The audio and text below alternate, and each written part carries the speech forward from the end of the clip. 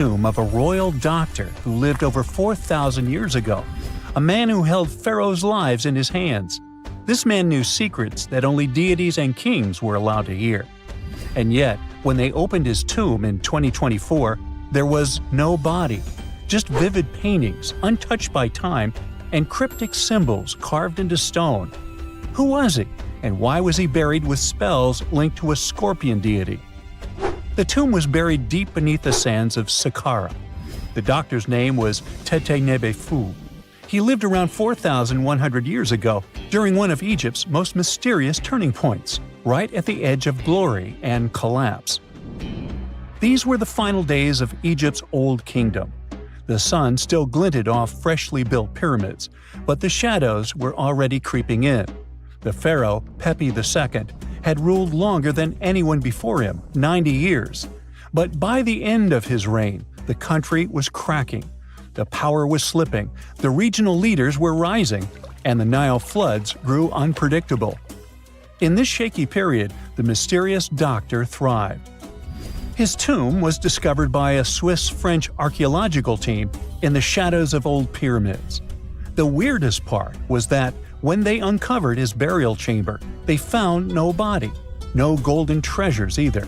Unfortunately, the tomb had been robbed long ago. But what remained was something even more fascinating: the words and images left on the walls. The paintings are still vibrant, bright colors that somehow survived all those years underground. The walls show jars, containers, strange abstract patterns, and geometric shapes. And then there are hieroglyphs, lines and lines of sacred script carved with precision, like someone had poured their soul into every curve. These inscriptions revealed who Tete-Nebe-Fu truly was. Turns out, he wasn't just any doctor. He was the conjurer of Serket. Now, Serket was the female deity of scorpions, sacred and terrifying. Egyptians believed she could stop venom, heal bites, and protect the living from toxic elements. The title, Conjurer of Serket, meant Tete-Nebe-Fu was a specialist in treating dangerous stings and bites. And if he got an entire tomb for himself, he may have been Egypt's top expert in those things, a man who healed with both medicine and magic. But that wasn't all. He also held the title Director of Medicinal Plants, a title seen only once before in all of ancient Egypt. That means he knew the healing power of herbs, roots, and oils like no one else. Now, you might wonder, what plants in a huge land of sand? But in reality, ancient Egyptians used herbal medicine that would hold up in some labs today. They created pills, ointments, and inhalers. Most often they chose some active ingredient, a flavor to make it easier to take, and something to deliver it into the body. Sound familiar? And yeah, they didn't have many traditional plants, so some of these ingredients were bizarre by our standards, like using crocodile dung and acacia mixed with honey. They even had formulas for anti-wrinkle creams. And apparently, our mysterious healer was also chief dentist. This title is almost never seen in ancient records. Evidence of Egyptian dentists is incredibly rare. Turns out, our ancient genius didn't just fight stings and study plants. He was also trusted with teeth and jaws, which were actually a huge problem in ancient Egypt. These people may have built wonders, but their teeth paid the price. Ancient Egyptians constantly caught grains of sand in their mouths.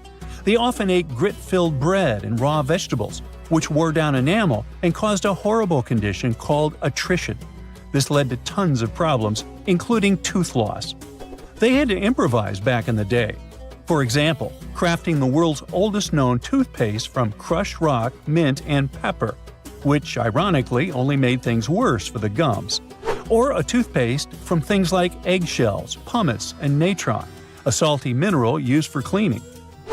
They were also inventing mouthwashes from celery, bran, and herbs to ease the problem. Some mummies were even found with crude metal braces and gold wires attaching missing teeth. Though we're not sure if these were for the living, or was it just a nice little addition added as an afterlife gift. So, Tete-Nebe-Fu specialized in all these fields. 3 rare titles for one man. Now, back in the day, he must have been admired as incredibly knowledgeable. In a world without modern science, he would have been like a sorcerer who knows how some leaf or bark could save a life. That's why archaeologists believe Tete Nebifu wasn't just any doctor. He was, most likely, the royal physician, the one who treated the pharaoh himself. We don't know for sure which king he served. Maybe it was Pepi II, and who knows, maybe that's why the guy lived so long. But if that was the case, Tete Nebifu may have lived through the final moments of the Old Kingdom, watching the Golden Age crumble from inside the palace walls. And then he was buried. The body was looted, or perhaps just lost to time. But the team says they're still studying the tomb, still uncovering the traces of this incredible man. Overall, ancient Egyptians were practicing medicine on a crazy advanced level. Some practices feel familiar even today. They had hospitals, specialists, surgeries, and many more things, even medical schools. Both men and women were allowed to be doctors. They healed with various methods and practiced surgery with actual tools, scalpels, forceps, even sutures. Some doctors treated only the eyes, others the teeth, the stomach, or even what they called the hidden diseases. They knew how to clean and dress wounds, could set broken bones using splints made of wood or reeds wrapped in linen, and even prevented infections. There were even proctologists. They also built the first prosthetics, like a wooden toe with leather straps that help people walk normally again. The oldest known prosthetic is 3,000 years old. Now, the most shocking part is how they actually even tried to remove tumors. A recent study looked at a 4,000 years old skull. It belonged to a man in his 30s. There were signs of past tumors, and around 3 of them, there were marks, surgical cuts made with a metal tool. That suggests someone attempted to remove or study them, maybe treatment, maybe an autopsy. There was another skull of a woman over 50 years old. It also showed similar signs, but with healed fractures from an earlier injury, which is amazing because her treatment might have actually been successful. Being a healer in this society meant something powerful. It meant being a priest, a scientist, and a magician all at once. To ancient Egyptians, medicine was a necessary art, and they treated it with as much reverence as they did their deities. That's because they believed that sickness could be both physical and spiritual. So a doctor could recite a spell while applying a salve, and a lot of their treatments worked. The reputation of doctors in ancient Egypt was so strong that leaders from other parts of the ancient world, like Persia, actually sought them out. Even Homer, the Greek poet, once said the Egyptians were the most skilled healers of all. Of course, their understanding of the human body wasn't perfect. For example, they thought the heart controlled thought and emotion. They also didn't know what the brain really did. But their approach, observe symptoms, diagnose, and treat, well, that's modern medicine. Sure, they prayed over the wound, but they also healed it, didn't they? Their most famous physician was Imhotep. That guy was a true polymath, an architect, priest, and a healer who became so revered he was later worshipped as a deity of medicine. Yep, a human who was so cool they turned him into a deity. He lived 2,000 years before Hippocrates, the so-called father of medicine. And yet, some people joke we should drop the Hippocratic Oath altogether and swear an Imhotepic Oath instead. These people weren't just laying the foundations of pyramids, they were laying the foundations of healthcare. Egyptian archaeologists made an extraordinary discovery near Cairo just recently. Drumroll, please. The most ancient and most complete mummy yet discovered in the country. Yes, they were keeping it under wraps. The 4,300-year-old mummy was found in a group of tombs close to the step pyramid of Djoser, dating back to the Egyptian Old Kingdom. It was covered in layers of gold. The team also found several other tombs, including one belonging to an ancient Egyptian official and another belonging to a secret keeper who had the power to perform special ceremonies. Another interesting tomb was that of a writer, which featured the largest statues ever found in the area. This vast burial site is also home to more than a dozen pyramids and resting grounds. Probably one of the most famous mummies in the world is that of Hatshepsut. She ruled Egypt like a boss for around 20 years, building all sorts of impressive buildings and creating new trade routes. But when archaeologist Howard Carter found her tomb in the Valley of the Kings, her sarcophagus was empty. However, Carter did find 2 coffins in another tomb, one of which belonged to Hatshepsut's wet nurse and the other to an unknown woman. In 2006, a team of specialists decided to investigate whether that mysterious lady was the queen herself. They found a molar tooth in a wooden box with Hatshepsut's name on it, and when they compared it to a gap in the mummy's mouth, it was a perfect match. Ramses II was a pretty impressive ruler, but it was his mummy that eventually made history. Now, we don't hear too much about his daddy. Okay, I'll stop. Ramses is considered to be the most powerful pharaoh in all of Egypt, as he reigned for a whopping 6 decades. He also lived to be over 90 years old. Now that's pretty amazing, considering the time he lived in. Ramses II supposedly had over 100 offspring too. Talk about a big family. When he passed away, his body was originally buried in the Valley of the Kings, but some sneaky guys tried to rob his tomb of all his treasures. Officials back in the day weren't having any of that though, so they moved his body to a secret location to keep it safe. Fast forward to the 1800s, and Ramses II's mummy was discovered along with a bunch of other rulers and important officials. But it wasn't in the best condition, so archaeologists flew it to Paris to get it, pampered. Problem was, he couldn't just be transported into another country. The only solution available was to give Ramses II his own passport. His occupation was listed as king, and the document even featured his photo. Most mummies aren't necessarily known for having the most hydrated skin. But that of an ancient woman, also known as Lady Di, proves otherwise. No, not that Lady Di. This wealthy lady from ancient times was discovered in an ornate tomb in 1971, and she looked fabulous, if we can say so about a mummy. Thanks to the special conditions in her tomb, like the moisture in the environment and the lack of oxygen, her body was almost perfectly preserved. Her skin was soft, her hair was on point, and she was still flexible. The museum that now proudly displays her mummy also shows a ton of fancy items that were buried with her, like dinnerware and musical instruments. Archaeologists investigated the mummy further and discovered that she passed away from a heart attack at around 50 years old. Even though it hasn't been around for over 2,000 years, Lady Di is still making history. The mummy of Otzi the Iceman was discovered in the Alps in 1991. Austrian authorities initially thought he was a modern mountaineer because he was so well preserved.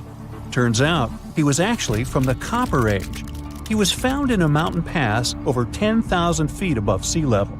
Through studying his mummy, we've learned so much about life in Copper Age Europe. For example, we know that he was a native of Central Europe and enjoyed eating meat. He also suffered from arthritis, narrowing arteries, and intestinal problems. But he likely used acupuncture and medicinal herbs to treat these conditions. And apparently, he was pretty handy with tools. He sharpened them just days before his untimely demise. Who knows if he was expecting trouble or just getting ready for some routine work. Now, King Tut and his story is most likely the one that made all mummies famous. This pharaoh passed away at the young age of 19, more than 3,000 years ago. But his mummy is still one of the most well-known in the world. When his tomb was opened in 1922, people went wild because it was still intact, unlike many other royal tombs. It had some seriously blinged-out coffins, including one made of solid gold. Not only did Tut's tomb give us a glimpse into ancient Egyptian history, but his mummy also taught us a lot about the time he lived in. DNA analysis helped identify his parents and revealed that the pharaoh had a rare bone disorder that might have made walking a bit tough. Now, Ginger is most likely one of the coolest mummies you'll ever hear about. He's like a time traveler from 5,000 years ago who's still looking fly with his golden hair and perfectly preserved nails. Ginger was discovered in Egypt and is believed to be the earliest known mummified body. Before people even knew about mummification, they used to place bodies in shallow graves in the hot, dry sand. And since the sand absorbed all the water, bacteria couldn't reproduce and the body was preserved naturally. Now, scientists are not sure if Ginger's preservation was intentional or not, but since he was buried with some pottery vessels, it's likely that whoever buried him knew some serious preservation techniques. If you want to meet Ginger in person, he's currently chilling at the British Museum. One Dutch art collector bought a statue from Asia and ended up finding a weird discovery. The statue contained a mummy hidden inside. Unfortunately, the body was too fragile to move, so they had to leave it there. The coolest part is that this mummy is over 1,000 years old and was on display for 200 years before being encased in the statue. When scientists did a CT scan, they found out that the mummy was filled with paper scraps covered in writings. Experts think he might have done this thing called self-mummification, which is a pretty intense process involving a special diet and tea that makes your body less prone to bacteria. Only a few people could handle this ritual, and those who managed to do that were seriously respected. No other Egyptian queen has baffled scientists and historians like the stunning Nefertiti. Based on her statues, she was known for her slender neck, wide eyes, and high cheekbones. Her name translates to "the beautiful woman has come." Talk about living up to your name, huh? Even though she wasn't a pharaoh herself, Nefertiti still managed to leave a lasting impression. Written records suggest that, as a wife and queen, she held an incredibly influential role. Because of her power, she was indeed admired, but she also managed to make quite a lot of enemies throughout her life. She was also related to King Tut, but not biologically. Rather, she was his stepmother. So far, locals have yet to identify her mummy, but that may soon change. A local Egyptologist who has been busy excavating tombs in the Valley of the Kings has found 2 mummies that he believes could be Nefertiti and her daughter. According to specialists, we may soon finally get a definitive answer about the identity of these 2 mummies. And if one of them does turn out to be Nefertiti, we could be in for a real treat. DNA analysis and CT scans of the mummy could give us the most complete and accurate image of the queen that we've ever seen. It's crazy to think that we've only scratched the surface of what lies beneath modern-day Egypt.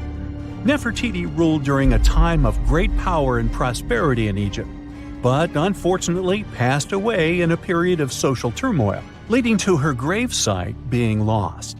Now, where's my mummy? When you hear the word mummy, you might get a chill down your spine. That's because most of us associate this word with those creepy characters we've seen in some scary movies. But in reality, mummies have helped us understand a lot about ancient civilizations, their rulers, and about how people used to deal with losing their loved ones. The people most famous worldwide for their mummies are the ancient Egyptians. They believed that some sort of existence after passing away was possible, if certain conditions were met. That's why they insisted on preserving the human body through the process of mummification and placing the mummy in a furnished tomb, kind of like giving it a fully functioning apartment of its own. Why did they believe in this? Well, because they were deeply connected to their natural environment for the most part. They saw the natural cycles around them, like how the sun rose every day, followed by the moon, or how new life was always sprouting from plants, even after they had wilted away. They also believed that the powerful spirit Osiris, who represented the cycle of passing away and resurrection, played a role in this process. To prepare for the afterlife, the ancient Egyptians followed certain rituals, like mummification, which involved using materials like honey, resins, and incense to preserve the body. There's no other mummy more popular than that of King Tut. He was a young pharaoh who ruled over 3,000 years ago in Egypt. The problem with discovering ancient royal tombs is that most of such burial sites were previously robbed. People knew ancient rulers had been left with many valuable belongings, so those locations became vulnerable to thieves. When King Tut's tomb was opened in 1922, people were excited because it had not been robbed, like many other previously discovered royal tombs. That's how well hidden it was. Inside, his mummy was encapsulated in a total of 3 coffins, including one made of gold. The objects found in his tomb showed us what ancient Egypt was like. And studying his mummy also helped us learn about the culture and practices popular at the time when he passed away. We also learned about his family by looking at his DNA. Scientists were able to discover that he had had a disease called malaria and a problem with his foot that might have made it hard for him to walk. Ramses II was another pharaoh in Egypt who ruled for 68 years, which was quite a lot back in the day. He was known for his expansion campaigns and building projects. Many objects from his time as a ruler still exist today, including a large statue of him. Ramses II was about 6 feet tall and lived to be about 90 years old. After looking at his mummy, scientists concluded that he may have had a medical condition that affected his spine. Now, remember those thieves I mentioned before? They are probably the reason why Ramses II ended up in a plain coffin in a secret collection of royal mummies at Deir al-Bahari, which was rediscovered in 1881. Thankfully, archaeologists were able to identify him because his journeys had been recorded on his wrappings. The process was really tedious too. In fact, in ancient Egypt, the mummification process could take a staggering 70 days to complete. A special person would say a very specific speech while delicately handling the body and drying it out using a type of salt called natron. They also used linen and resin to make the body look more lifelike and to wrap it in cloth. The tomb was equally as important for ancient Egyptians. The walls of King Tut's tomb, for example, were adorned with intricate artwork that depicted his journey to the afterlife, from his burial procession to his passage through the underworld. The ancient Egyptians believed that everyone made this journey after passing away, and they filled their tombs with items and paintings to help the person in their spiritual travels. Additionally, the walls of the tomb were decorated with spells from a special book, which contained a collection of poems that the Egyptians believed would help people reach the afterlife. And speaking of how important this journey was, people also placed food in these ancient tombs. In King Tut's tomb, archaeologists discovered 36 jars of vintage beverages and 8 baskets of fruit, which were believed to be left there to help him in his journey to the afterlife.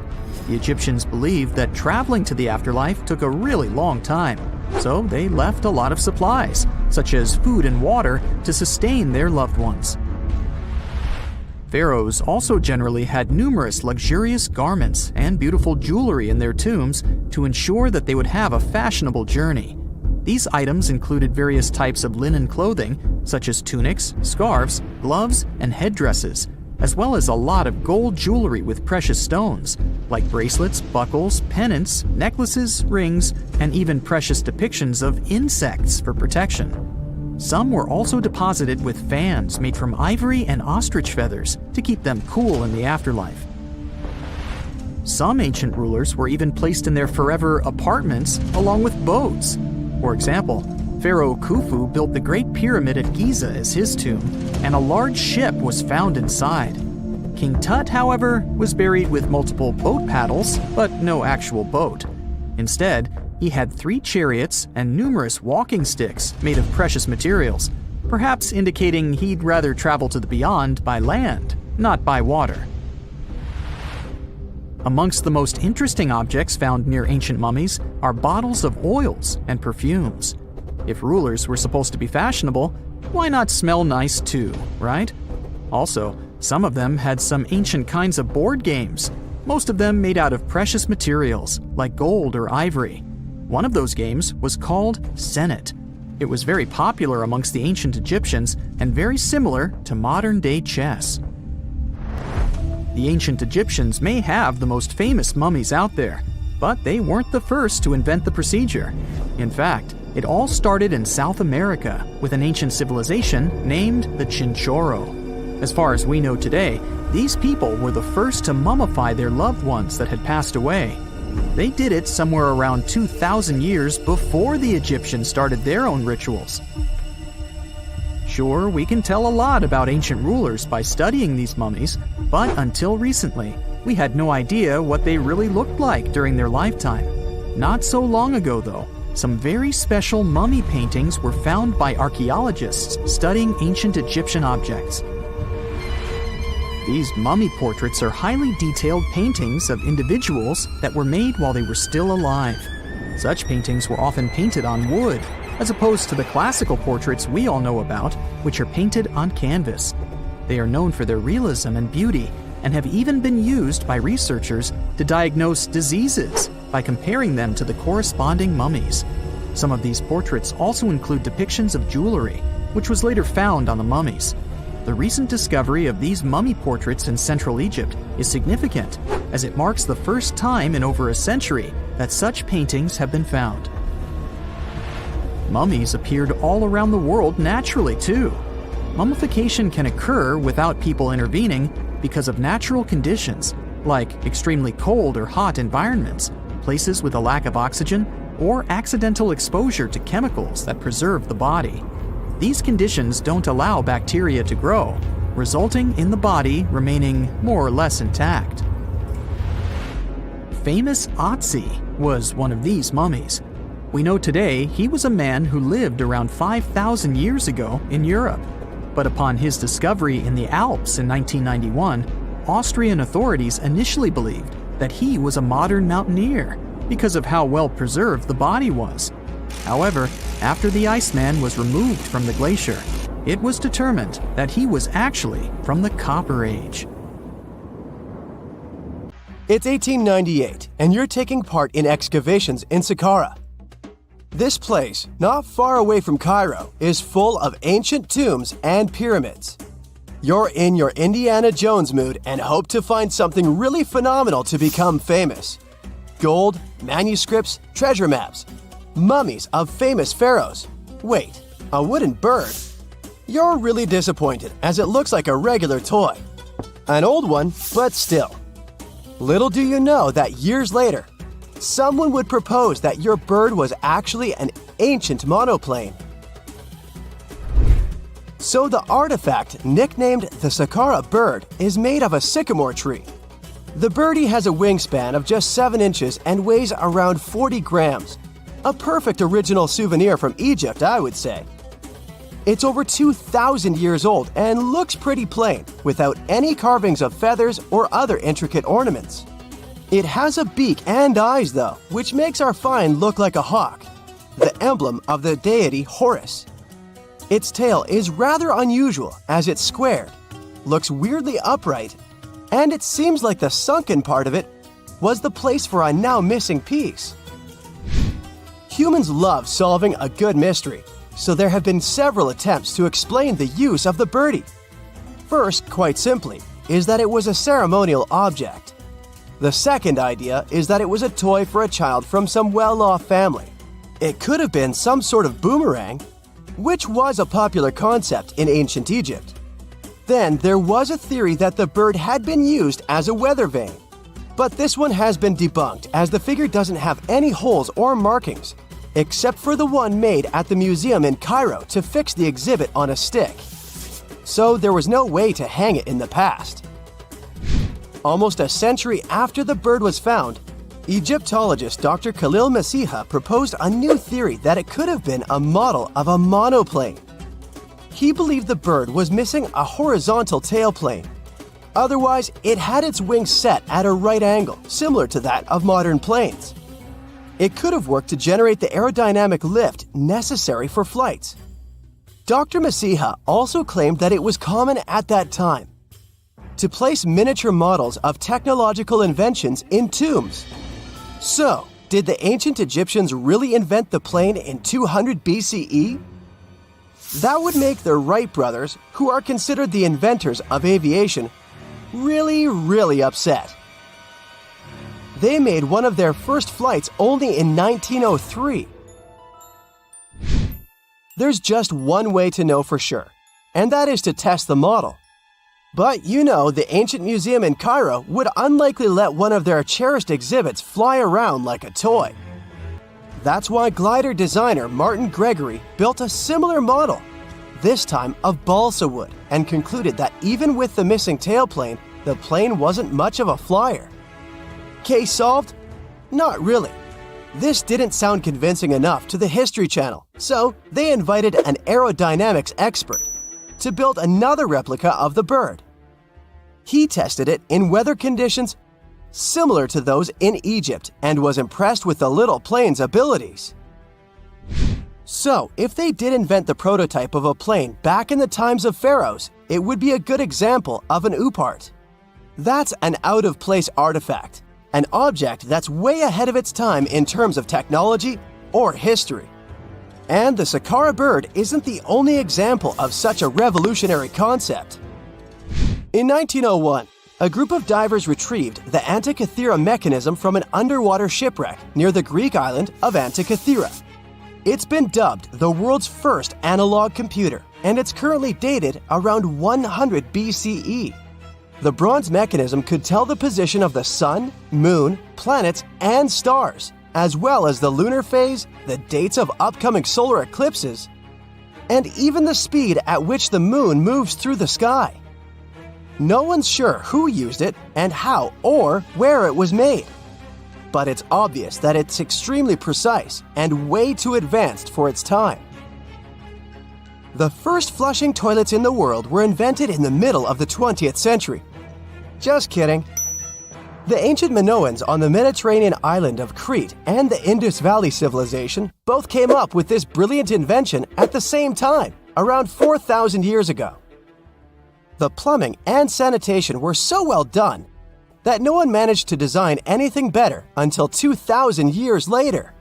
One ancient Minoan lavatory was discovered at the Palace of Knossos.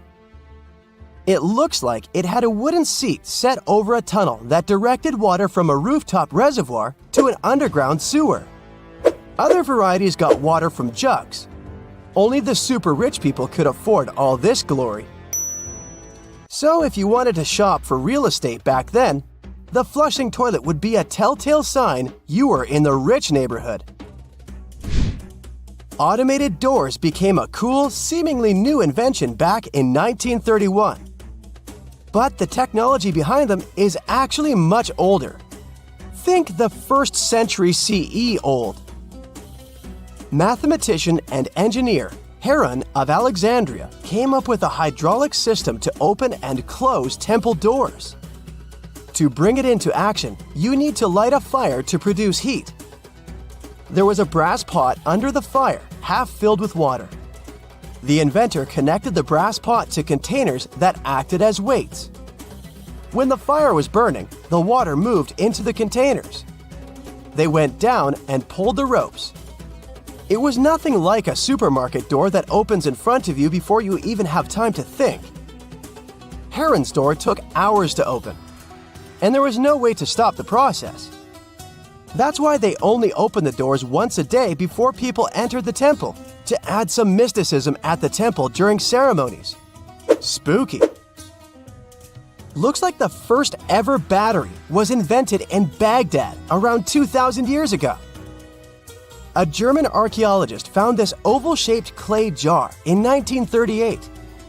Scientists are still not sure what purpose it served and who exactly invented it. There is a theory that it was used for electroplating objects with precious metals. When they filled it with a weak acid like vinegar, the battery produced around 1 volt of electricity. Another theory says it was a vessel for sacred scrolls. Would you like to buy contact lenses designed by Leonardo da Vinci himself? In 1508, he invented a glass lens with a funnel on one side. You were supposed to wear it with water inside to improve your vision. Sounds a bit uncomfortable, doesn't it? So, around a century later, French scientist René Descartes decided to improve the idea and make the cornea contact the future lenses. Contacts because they contact your eyes, get it? The glass tube with liquid did help improve vision, but blinking was sadly impossible. 2.5 centuries later, new technologies in the glass industry let scientists design contacts that would fit in the eye and even let the wearer blink. Thanks, guys! Still, those lenses were made of heavy blown glass and didn't let the eye breathe. About 50 years later, contacts became plastic, lightweight, unbreakable, and scratch-resistant, but still covering the entire eye. And then, in 1948, an English optical technician accidentally sanded down a plastic lens and figured out they'd still be in place even if they covered only the cornea. Imagine you're living in 19th century London and need to send a message to New York. It would have taken about 10 days to get there by ship. So when delivery time went from days to hours in 1858, it was a true sensation. The first message was sent by Queen Victoria herself. It was all made possible thanks to the transatlantic telegraph cable, running under the ocean. Sadly, the new cool invention only lasted a few weeks. It took years to bring it back to life. Imagine working 7 days a week on a large-scale construction site. You, along with thousands of others, carry millions of stone blocks and put them on top of each other according to a complex system. You work without modern construction equipment. You have no air conditioning or constant access to water. It's so hot outside that you can fry eggs on the road. You've been building the pyramid for decades, and now, when it's finally done, you enjoy the result of the colossal work of thousands of people. You're looking at a giant cultural monument of global value that will freeze in time and amaze people for tens of thousands of years. A few thousand years have passed. People in the 21st century see the pyramids and are like, "Wow, I can't believe humans have built this." Yeah, the people who built the pyramids wouldn't have appreciated such a theory.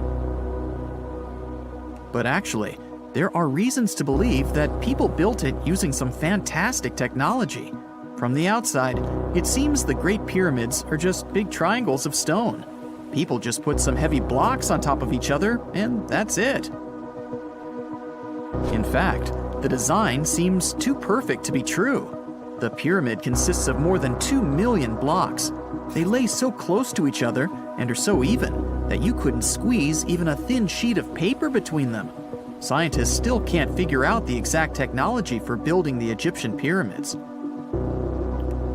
One of the biggest and most famous is the Great Pyramid of Giza. This huge construction, well known all over the world, has one big secret. There should be a capstone on top of the pyramid. It's a triangular-shaped stone block, a small pyramid on top of a huge one. It's also called a pyramidion. The builders of ancient Egypt made it out of granite and limestone and covered it with gold. No records or old drawings prove that there was a pyramidion at the top of the Great Pyramid of Giza. But there's another ancient Egyptian structure with such a triangle, the Red Pyramid. It was built before the Great One, and its capstone has survived to this day. Archaeologists have found and reconstructed it. But where could the capstone of the Great Pyramid be? It's a mystery that still has no answer. Some are sure that some thieves have stolen it from the top. Maybe they just climbed up and pushed the pyramidion down. It makes perfect sense. The capstone was probably the most valuable element of the pyramid. Many scientists and archaeologists still don't know its exact purpose. Some believe that this peak covered with gold glorified the pharaohs. The capstone reflected moonlight at night and illuminated the entire space around it. During the day, the capstone reflected sunlight with its shiny surface. You could have noticed it from afar. The top of the pyramid was a kind of guiding star for lost travelers. All other stone blocks of the pyramid consist of limestone. People polished them to make them look shiny. In the past, they were even glowing and reflected light. You could see glowing pyramids from space, although they looked like tiny lights. Over thousands of years, winds, sandstorms, and rains have changed the pyramid's appearance. If people had taken care of them all this time, they would have looked like something out of science fiction movies, or the pyramids from Las Vegas. But unfortunately, we will never see their original appearance. Some archaeologists and scientists believe that the capstone could absorb the sun's energy and distribute it evenly throughout the pyramid. No one knows precisely why the Egyptians needed this technology. There's a theory the pyramids are ancient energy systems. The pharaohs applied this energy to use some unique technologies that were more advanced than all the achievements of the 21st century. And the triangular shape of the pyramids was ideal for boosting this electromagnetic energy. In theory, solar radiation, or electromagnetic forces, accumulated at the top of the pyramid, filled the inner rooms, and then went down the walls to the base. Any surface distortion could prevent the flow from spreading, so they had to create a perfectly smooth surface. That's why they installed the blocks so that nobody could squeeze a needle or razor blade between them. Many people believe in this theory because they built the pyramids from limestone. This material can hold energy inside itself. In the inner part, they created granite deposits to cause air ionization, that is, to create an electric charge. They also dug channels under the pyramid for water to transmit electricity. And at the top, they put a gold capstone, the best conductor of electricity. So, this is how you get a great power generator. Different cultures used similar technologies to create electricity all over the world. But these are all theories. If it had been working, humanity would have used these technologies today. There are mentions of the metal industry, chemistry, engineering, physics, mathematics, and astronomy in some ancient records. Most scientists don't believe in all these things. We know the detailed stages of the technology's development in different cultures. In the 21st century, scientists, historians, and anthropologists can track the evolution of all modern devices. If people had created some technological inventions in ancient times, the history of the world would have looked different. Perhaps all the achievements of antiquity could have been wiped off the face of the earth by global cataclysms, and it can happen to us. Just imagine how people would dig up a laptop in 5,000 years. Perhaps they wouldn't understand what kind of device it is. Another Egyptian wonder surrounded by mystery is the statue of the Sphinx. The Egyptians carved it out of a single massive piece of limestone about 4.5 thousand years ago. But scientists still don't know the exact date of its construction or who built it. People painted the Sphinx in different colors, so it looked much brighter and more vivid in the distant past. It was shining just like the Great Pyramids. Anyway, time hasn't only changed its appearance, but its name too. Initially, the Egyptians called it Horemheb. The Greeks renamed it the Sphinx about a few hundred years after it had been built. The Sphinx emphasized the greatness of the rulers of Egypt. It also performed a symbolic function of a watchdog guarding the tomb of the pharaoh and the paths leading to it. This version sounds realistic, since archaeologists have discovered many secret entrances at the foot of the Sphinx. Perhaps these rooms and intricate tunnels lead to underground halls with treasures. And treasures don't always mean gold and jewelry. According to legends and theories, the Sphinx guards the Hall of Records, the storage of all humankind's knowledge. The information about the ancient mythical state of Atlantis could be there. You can find many detailed maps of the internal dungeons of the Sphinx on the internet. They show structures 12 stories deep under the statue. It looks like a small city filled with gold, scrolls of knowledge, and various ancient artifacts. But don't believe all these maps. These are just theories. Several thousand years have passed, but people have very little information about it. Archaeologists know that there are still many strange and exciting things about the Sphinx that are still undiscovered. Some locals are afraid to research because they believe they can awaken something terrible from the underground depths. Therefore, it's mostly scientists from other countries who conduct the excavations. In 1998, scientists discovered strange tunnels leading to empty rooms under the Sphinx. They realized that some people tried to get there through tunnels in the past, and maybe those people took all the treasures that were there. One of the legends says that some powerful artifact lays beneath the Sphinx. Its technology can change the whole world, but the locals are hiding it because it can damage the planet. Some believe that you can find evidence of unknown technologies painted on the granite walls in the pharaoh's tombs. but most likely, these paintings and signs tell us the myths and legends of ancient Egypt. But what if Egyptian symbols and drawings are detailed instructions for using ancient technologies? What if the locals that lived at that time thought, people in the future won't be able to get energy themselves. Let's leave some detailed instructions for them. Anyway, there are many riddles and theories. In reality, the search for answers is a dangerous undertaking, since it's not easy to get into the underground halls. Excavations can ruin the structure of the entire Sphinx. Any person inside the tunnels may get lost and never be able to find their way back. Besides, it costs a lot of money. Now, what would be awesome is if people could invent some device that could scan underground areas and show their detailed models. And now we're off to almost 5,000 years ago. Let me take you to ancient Egypt, where back in 2550 BC, guess what? The construction of the Great Pyramids of Giza started. People learned to build cathedrals and skyscrapers, but it wasn't until recently that these massive buildings appeared.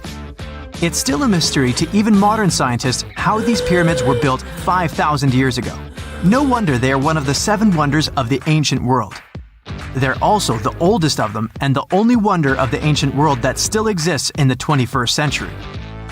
It must have taken a lot of cooperation to build a thing that massive, even for today's metrics. But the Giza pyramids weren't the first pyramids ever. The first one, called the Step Pyramid, was built around 80 years before the first Pyramid of Giza in 2630 BC for King Djoser. It wasn't meant to be extraordinary, but ended up being quite impressive. It was a pyramid of 6 stepped layers of stone. It was 204 feet high, which is as tall as a 19-story building. And it was the tallest building that existed at that time. It wasn't just a pyramid though, it was surrounded by a whole complex of buildings, including even courtyards. In ancient Egypt, people believed in the afterlife, so everyone, especially kings, wanted to make sure they had everything they needed to get ready for it. Here's why the pyramid complex was perfectly supplied with a lot of objects people used every day. The complex included a pyramid and a kind of a palace. Those buildings had many things the king loved and might need one day, like furniture, food, and gold vessels. After Djoser, building pyramids became common practice, but many pyramids weren't finished.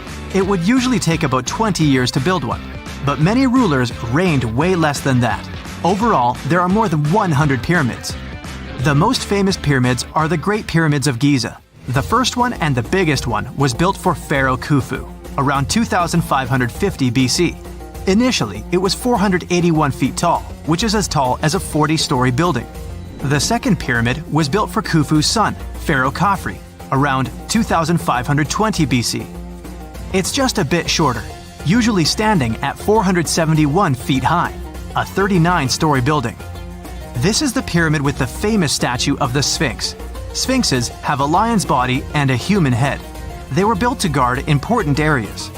This one has the head of Pharaoh Khafre and is guarding his pyramid, facing the sunrise.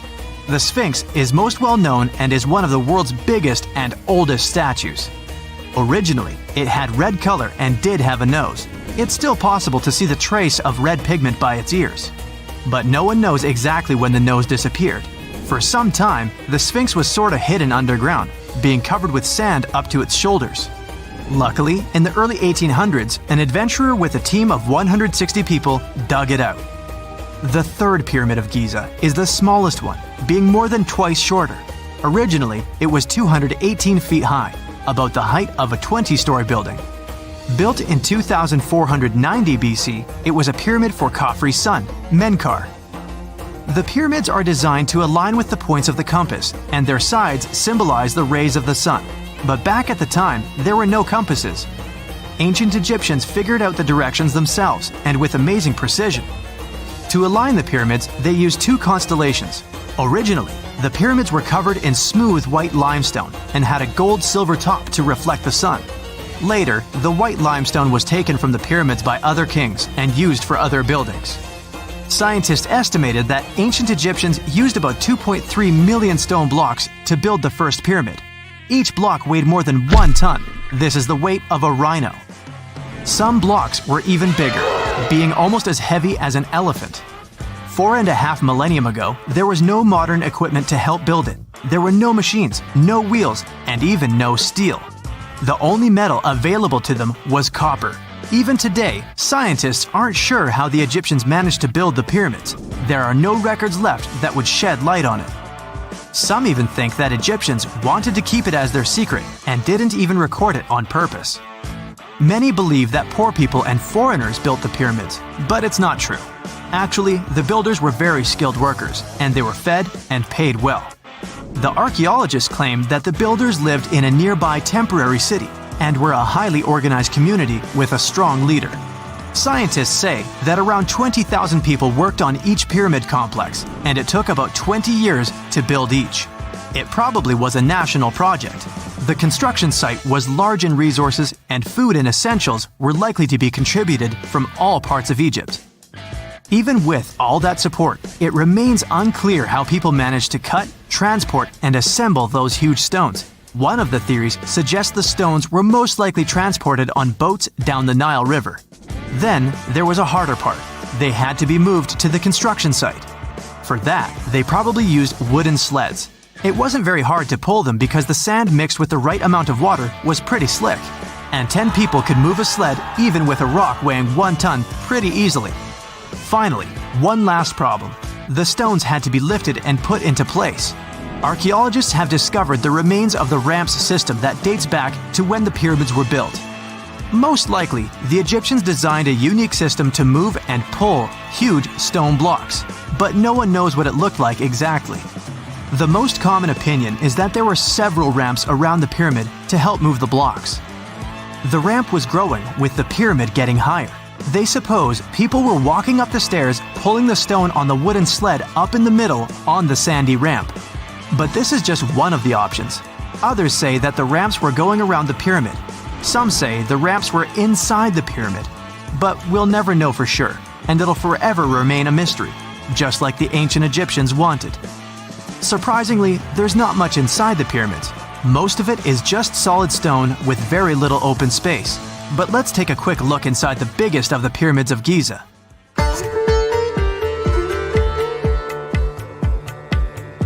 From the entrance, there are 2 stairs, one going down and the other one going up. The descending one takes you to a chamber located underground. That's where the pharaohs are, but not in this pyramid because Khufu wanted to stay higher. The underground room is partly unfinished. The room with Khufu's sarcophagus is called the King's Chamber. It's upstairs and then through the tall and long Grand Gallery. Below the King's Chamber, there's a room called the Queen's Chamber. There are no queens though, and no one is sure why the room is called this. Unfortunately, none of these have any hieroglyphs on the wall. They're just bare. If you want to see them, you should go to the other rooms that are decorated. Those pieces of art are depictions of ancient Egypt's culture and daily life. The texts allow researchers to study their language and grammar. Sadly, the treasures that once were here in the pyramid are long stolen. From that room, there are several tunnels for an unknown purpose. There are many tunnels and passages inside the pyramids. There are many chambers and shafts and secret ways. Scientists have been sending little robots with cameras there for some decades already. And the robots did discover another chamber a bit upstairs with hieroglyphs on the walls. But even today, much of the pyramids is still unknown, and there's no so-called building plan of the pyramids. Egyptians did create a mystery no one can crack for 4,500 years already. Scientists recently started to X-ray the pyramid to learn what's inside it without entering it and its narrow, mysterious tunnels. Let's face it, most ancient tombs have been looted at least once. No matter how scary the rumors could have been, most mummies were open too. But one. This is the Bashiri mummy, and it puzzles everyone so much that nobody dares to see what's inside. Meet Howard, but you must know him already if you're into Egyptian history. He's primarily famous for discovering King Tut's tomb back in 1922. But few people know that before this revolutionary discovery, he had probably found another mummy. It happened in 1919, and it goes by several names, either the Bashiri mummy or the mummy of Pacheri, or the untouchable one. Some reports say that Howard stumbled upon the Bashiri mummy in Luxor's Valley of the Kings, just where he would later find Tut's tomb. Despite this find, not much is known about this particular mummy. The reason why it's still unharmed in any way is not because of some superstitions, but because nobody is sure that they can undo what they do if something goes wrong. The mummy is so intricately wrapped that researchers never unfurled it for fear of irreversible damage. The golden rule of anyone who works with antiquities: if you're not sure you can't make it better or preserve it unchanged, do not touch it. History knows many examples of ancient relics ruined beyond repair, say Ecce Homo, or smiling statue restoration. The delicate fabric that covers the mummy's face has this cool design that kind of looks like a pyramid.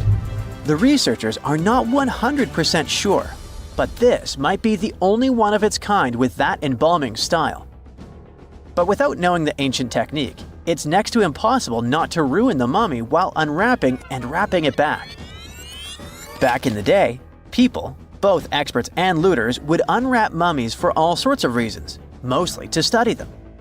Luckily, these days, we have advanced tech that lets us check out what's inside a sarcophagus without having to unwrap anything.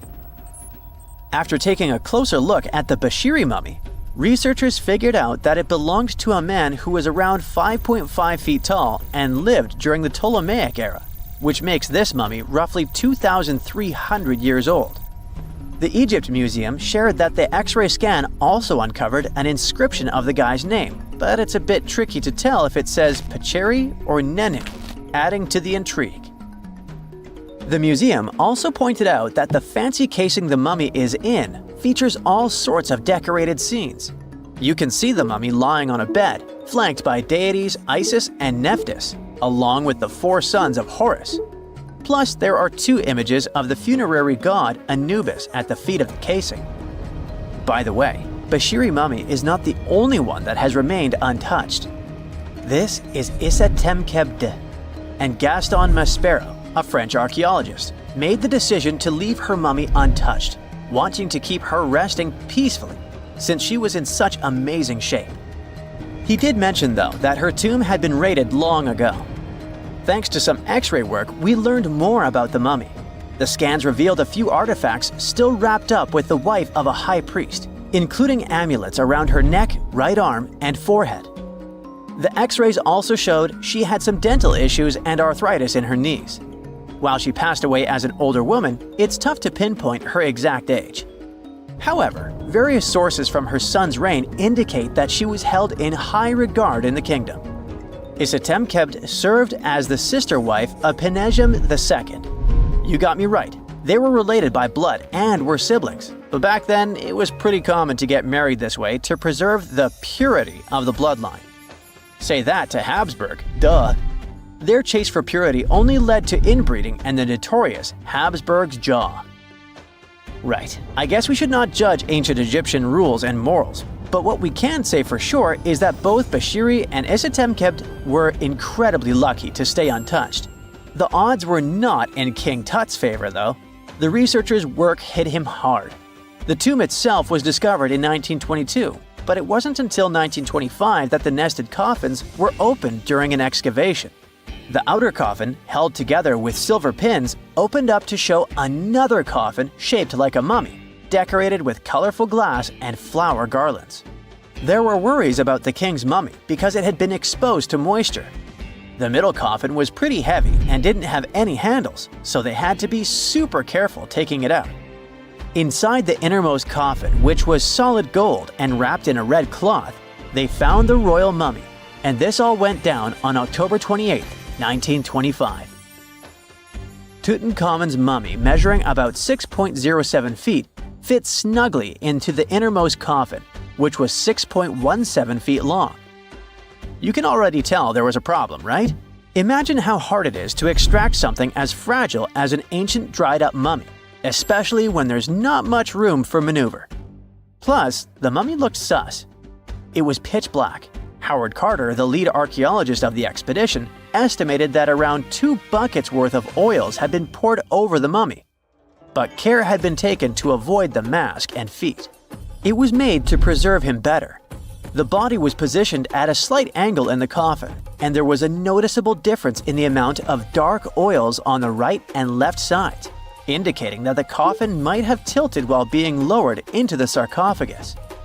This oil created moisture inside the coffins, and over time, it reacted chemically, which Carter described as a sort of slow, spontaneous combustion, leading to the carbonization of the linen wrappings. Unfortunately, the combination of heat and moisture took a toll on the mummy's trappings as well.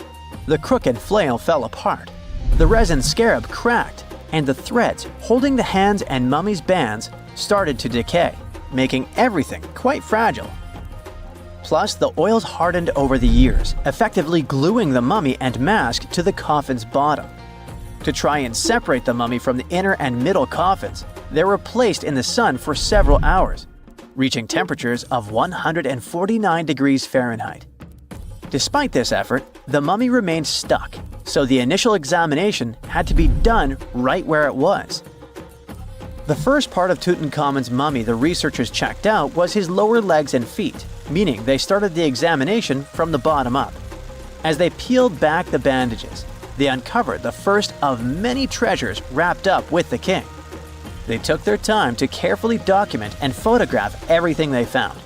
The inner layers of bandages were in pretty bad shape, mostly turning to dust, making it tough to figure out how everything was originally wrapped. Still, the overall methods matched what was seen in other nobles' mummies from that time. Lots of folded linen pads were used to shape the torso and thighs. The outer and inner bandages were made from fine linen, while the middle layers were coarser. They had some intricate bandaging around the shoulders and chest with a similar style around the groin. Each limb, along with fingers and toes, which were fitted with gold caps, was wrapped separately. Tutankhamun even wore gold foil sandals on his feet. They hoped to separate the mummy from the coffin by removing the outer bandages, but the resins had stuck the body to the coffin. So, the researchers ended up chiseling it out. To do this, they had to cut the torso in half at the hips and disarticulate the arms to continue unwrapping. Each part was treated with hot paraffin wax for stability, and later the hands and feet were reattached with resin. Finally, they used hot knives to detach the head from the mask. To check the teeth, it was decided to make an incision around the jaw and neck, which was later fixed with resin. So technically, the scientists did all they could to preserve the mummy, but still, in a way, it ended up being damaged beyond repair. What do you think? Should they have left it in the coffin? Or did they do the right thing? Let us know in the comments. Secant, cosine, tangent, sine, 3.14159. Yeah, that was the cheer we heard coming from the trigonometry club back in the day. For the rest of us in math class, terms such as sine, tangent, and pi were just bewildering. Who invented these and why? Was their only purpose to make it harder for students? Well, not quite. Trigonometry was invented by the ancient Egyptians. They needed this knowledge to construct pyramids, and they did a pretty good job too. The Great Pyramid in Giza still stands today, some 4,500 years after it was built. No recalls either. So let's get out of that classroom and on a journey through time to reveal the secrets behind the ancient Egyptians' precision. Here you are, standing on the Great Pyramid's construction site, some 9 miles from Cairo. Well, the city still isn't there, as you're surrounded only by the desert and teams of construction workers. They're transporting large stone blocks weighing 2.5 tons each. They're inside a wooden sled that sits on large rollers. A crew of 8 men rolls these blocks along the ground. You immediately think of the rollers on a supermarket cash register. The principle is exactly the same, but the scale is greater, much greater. Scientists estimate that the Egyptians used 2.3 million such blocks in the Great Pyramid alone. And the block in front of you is one of the lighter ones. The heaviest of them weighed up to 15 tons. But where did all these blocks come from? Most of them originated from quarries around Giza. It's not that impressive, you think, but wait until you hear how ancient engineers transported the granite used in construction over 500 miles to the pyramid. There were no railways or highways back then, but the mighty Nile was always there. Researchers even believe that the Egyptians dug a canal to connect the Nile directly to the pyramid's construction site. All they had to do then was to wait for the flood season to begin, and voila! The rising water levels floated the heavy stone blocks for them. But how did they lift the enormous stones on dry land to stack them up to the top? Did they use oversized cranes? Well, ancient Egyptians worked around this problem, literally speaking. One of the workers is now pointing to the giant ramp going around the pyramid they're building. This is how a mountain road zigzags its way to the top. If the ramp went directly to the top of the pyramid, then workers couldn't pull the stone blocks along it. It would be too steep. Scientists have calculated that 8% could be the maximum incline. So ancient Egyptians just extended the ramp around the pyramid. Again, these are all theories, as the ramp could have been inside the pyramid, as some researchers suggest. The exact building method is still a mystery, guarded by the Sphinx. That's its real name, right? Wrong. As the Great Sphinx is just the statue's alias. You know, the name writers take when they want to hide their true identity, or a singer's stage name. The Sphinx's real name, translated from Egyptian, means Horus in the horizon. That was the name for the Egyptian deity of the sky. The trail of mystery doesn't end there. As a man walks past you with a bucket of paint, he's going to add a touch of color to the Great Sphinx. Researchers found specks of this red color next to its ear. That was some strong paint, as it survived for thousands of years. You are now standing straight in front of the Sphinx. You look up. It's very tall, right? 66 feet to be precise. Now resist the urge to take a selfie. You can do it. Now you notice something else. It looks like the Sphinx is in the center of a giant triangle in the back. That's one side of the Great Pyramid. And no, your eyes are not playing tricks on you. The Sphinx really does sit in the center of the pyramid's lateral face. Here's where math comes in handy. A pyramid has 4 sides, called lateral faces. There's also a 5th face, the base, but that's not visible. It's, wait for it, face down. The Sphinx has one last mystery to reveal: its age. Scientists agree that Pharaoh Khafre built the Sphinx. He ruled after his father, who had built a great pyramid nearby. So both structures were finished around the same time. Let's talk about numbers again. You've heard of Cleopatra, the Egyptian princess described as a woman of great beauty. Hello? She saw the pyramids, but she lived closer to the time of the first iPhone than the time of the people who built the pyramids.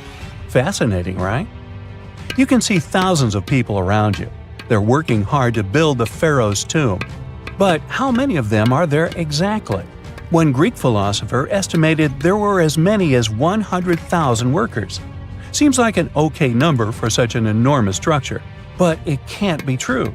Science simply can't back up this number. Egyptologists put the total number of workers at 30,000. And yes, Indiana Jones was one of them, at least on the big screen, but he showed up late. Egyptologists know a lot about the pyramids, but not everything. Not because they don't want to, but because they haven't yet dug up enough evidence. They can only guess how the building process went. First, engineers would arrive to choose the right spot and do the necessary measurements. That's why they needed all that complicated math. Then, it's time for sourcing the material, the large stone blocks I mentioned earlier. When boats deliver them to the site of the future pyramid, workers can finally do their thing. They operated in smaller groups, but there were at least 2,000 of them chiseling and carving away at any given time. Sounds like a typical construction site today? Well, that's because it is, just thousands of years ago. It's amazing what ancient Egyptians were able to achieve with just copper and stone tools. The pyramid is now complete in front of you. But is it the same pyramid we see today? Why is this structure shining bright in the desert sun? Isn't it supposed to be a dusty yellow color? Well, no. Human activity and the elements have completely stripped the outer layer of stones over time. Expert craftspeople polished these blocks using nothing but stone and sand. The end result was a smooth and shiny rock. On the day it was completed, The Great Pyramid of Giza was a perfect triangle of light. Its polished sides acted like giant mirrors, reflecting the powerful Egyptian sun. This is the point where you should put your glasses on, and that shiny thing you see at the pyramid's very top is actually gold. The capstone at the top of the pyramid is called a pyramidion. It was covered in sheets of gold. As you can guess, these were the first stones to disappear. Let's make another stop before we get you back to your classroom. We travel to the British Isles, and no, Stonehenge isn't our destination. It is Newgrange in County Meath. Scientists estimate that the ancient peoples of Ireland built this stone monument around the year 3200 BCE. This makes it older than both Stonehenge and the Great Pyramid in Giza. The function of the circular mound in Newgrange is the same as the one of the Great Pyramid and equally mysterious. The estimated amount of loose stone present in the valley is over 220,000 tons. And it's not just randomly thrown on a pile. The order in which the stones are set makes the structure water-resistant. That would explain how Newgrange had survived for so long. Kinda makes you want to splash out the cash for that waterproof phone case, huh? Well, you're back in your school desk, but today's math lecture is the last thing on your mind. You're thinking about how great the Egyptian pyramids are, and if we have something similar today. It turns out modern engineers are just as impressed with the Great Pyramid as you are. There's a glass pyramid sitting in the main courtyard of the famous Louvre Museum in Paris. The panorama of San Francisco wouldn't be complete without the 48-story Transamerica Pyramid. But Las Vegas went the furthest. There we find the Luxor Hotel. It's so big that it's the third largest pyramid on the planet. And guess what's in front of it? Yup, a replica of the Sphinx. It's 110 feet tall, 2 stories higher than the one in Giza. Yeah, everything's bigger in Vegas. If there's a question that still baffles archaeologists to this day, it's this one. How did the ancient Egyptians build those magnificent pyramids? As far as we know today, their resources were quite limited, especially in terms of tools and building materials. We still don't have a fully satisfying answer, but hey, we've got some pretty amazing theories worth considering. The leading contender among these theories involves the clever Egyptians employing a sneaky strategy. Now picture this. They constructed a slanted and curving mound made of bricks, earth, and sand encircling the pyramid to be. As the pyramid grew taller and taller, they simply increased the height and length of this wacky structure. It's like they were playing an ancient game of Jenga. Now, how did they get those massive stone blocks up there? Well, according to the legendary ancient Greek historian Herodotus, they used sleds, rollers, and levers. It sounds like they turned construction into a supersized game of tug-of-war. And guess what? Herodotus also claimed that the Great Pyramid, the one from Giza, the granddaddy of them all, took a whopping 20 years to build. There's more. Herodotus also dropped a mind-boggling number on us. 100,000 men were supposedly involved in this pyramid extravaganza. Did they hire the entire Egyptian population? Well, it might not be as far-fetched as it sounds. These men were probably mostly farmers, so they probably focused on the pyramids when there wasn't much work to be done in the fields. Like during the flood season of the Nile River. Obviously, specialists in the archaeological community had something to add to this theory. By the late 20th century, they discovered some evidence that suggests the workforce might have been smaller and more permanent than previously thought. Instead of a massive army of 100,000 pyramid builders, they proposed that a modest crew of around 20,000 workers, accompanied by support personnel like bakers, physicians, and even spiritual leaders, could have gotten the job done. There was also this theory that claimed that the pyramids were actually built from the top downward. It suggested that these colossal structures were nothing more than isolated hills used as quarries. The stones were supposedly drawn from these hills, and over time, competing engineers took charge and transformed them into the iconic pyramids we know today. Now, before you dismiss this theory as a wild fantasy, some folks thought it wasn't completely crazy. After all, there are instances where isolated hills exist, so maybe this theory had a tiny glimmer of truth. Whether it involved ramp building or ingenious work schedules, one thing is clear: those pyramids have definitely left their mark on history and on our imaginations. Now, speaking of ancient Egyptian mysteries, there's this gigantic unfinished obelisk sitting in ancient Egypt, and scientists are trying to figure out how it was shaped. Now, some people suggest that our industrious ancestors used handheld pounders to get the job done. One expert has a different take on the matter, though. He argues that if we take a closer look at the pattern left behind by the shaping tool, we'll notice something peculiar. The walls of the trenches surrounding the obelisk display a neat and even pattern, which is pretty unlikely if they were pounded away by mere mortal hands. According to this expert, those horizontal striations are usually the result of a tool that takes breaks while removing material, leaving its mark on the surface. But wait, there's more. Imagine the tool being rocked back and forth against the trench walls, clearing away the waste to keep the trench from narrowing. Well, in that case, the tool might have left some funky horizontal striations where it was pressed against the sidewall. This sounds like some fancy technology at play, don't you think? And guess what? The dynastic Egyptians probably didn't have access to that kind of know-how. Another famous Egyptologist from way back also uncovered a bunch of core drills during his adventures. Although the actual drill bits are missing, his collection houses these particular core remnants made of limestone, alabaster, and even granite. These constructions aren't the only amazing thing the ancient Egyptians left behind, though. As it turns out, the Egyptians were the genius minds behind the creation of the handheld mirror. Yeah, that little mirror you use every day to check yourself out. But here's the twist. These mirrors are like pieces of art. They were decorated with inscriptions and figures. But that's not all. The Egyptians had a serious concern with their appearance. They knew the importance of personal hygiene and looking fabulous. So, in their quest for pearly whites, they invented toothbrushes and toothpaste. Dental problems were pretty common back then, and their smiles weren't exactly all white. Dentistry wasn't their strongest suit, you see. Maybe their minds were distracted by all that pyramid building. So that doesn't mean those ancient toothpaste recipes weren't amazing. One delightful concoction included rock salt, mint, dried iris petals, and pepper. Some brave dentists in the 21st century tried it out, and it worked pretty well. Ground-up ash was also used in another recipe to create a tooth cleansing paste. Mint was missing, so that didn't do much for their breath. That's when the genius Egyptians came up with the world's first breath mints. They made tablets from heated spices like cinnamon, and they mixed it with honey. Now, let's shift gears to home decor, Egyptian style. They surely took ornamentation to the next level.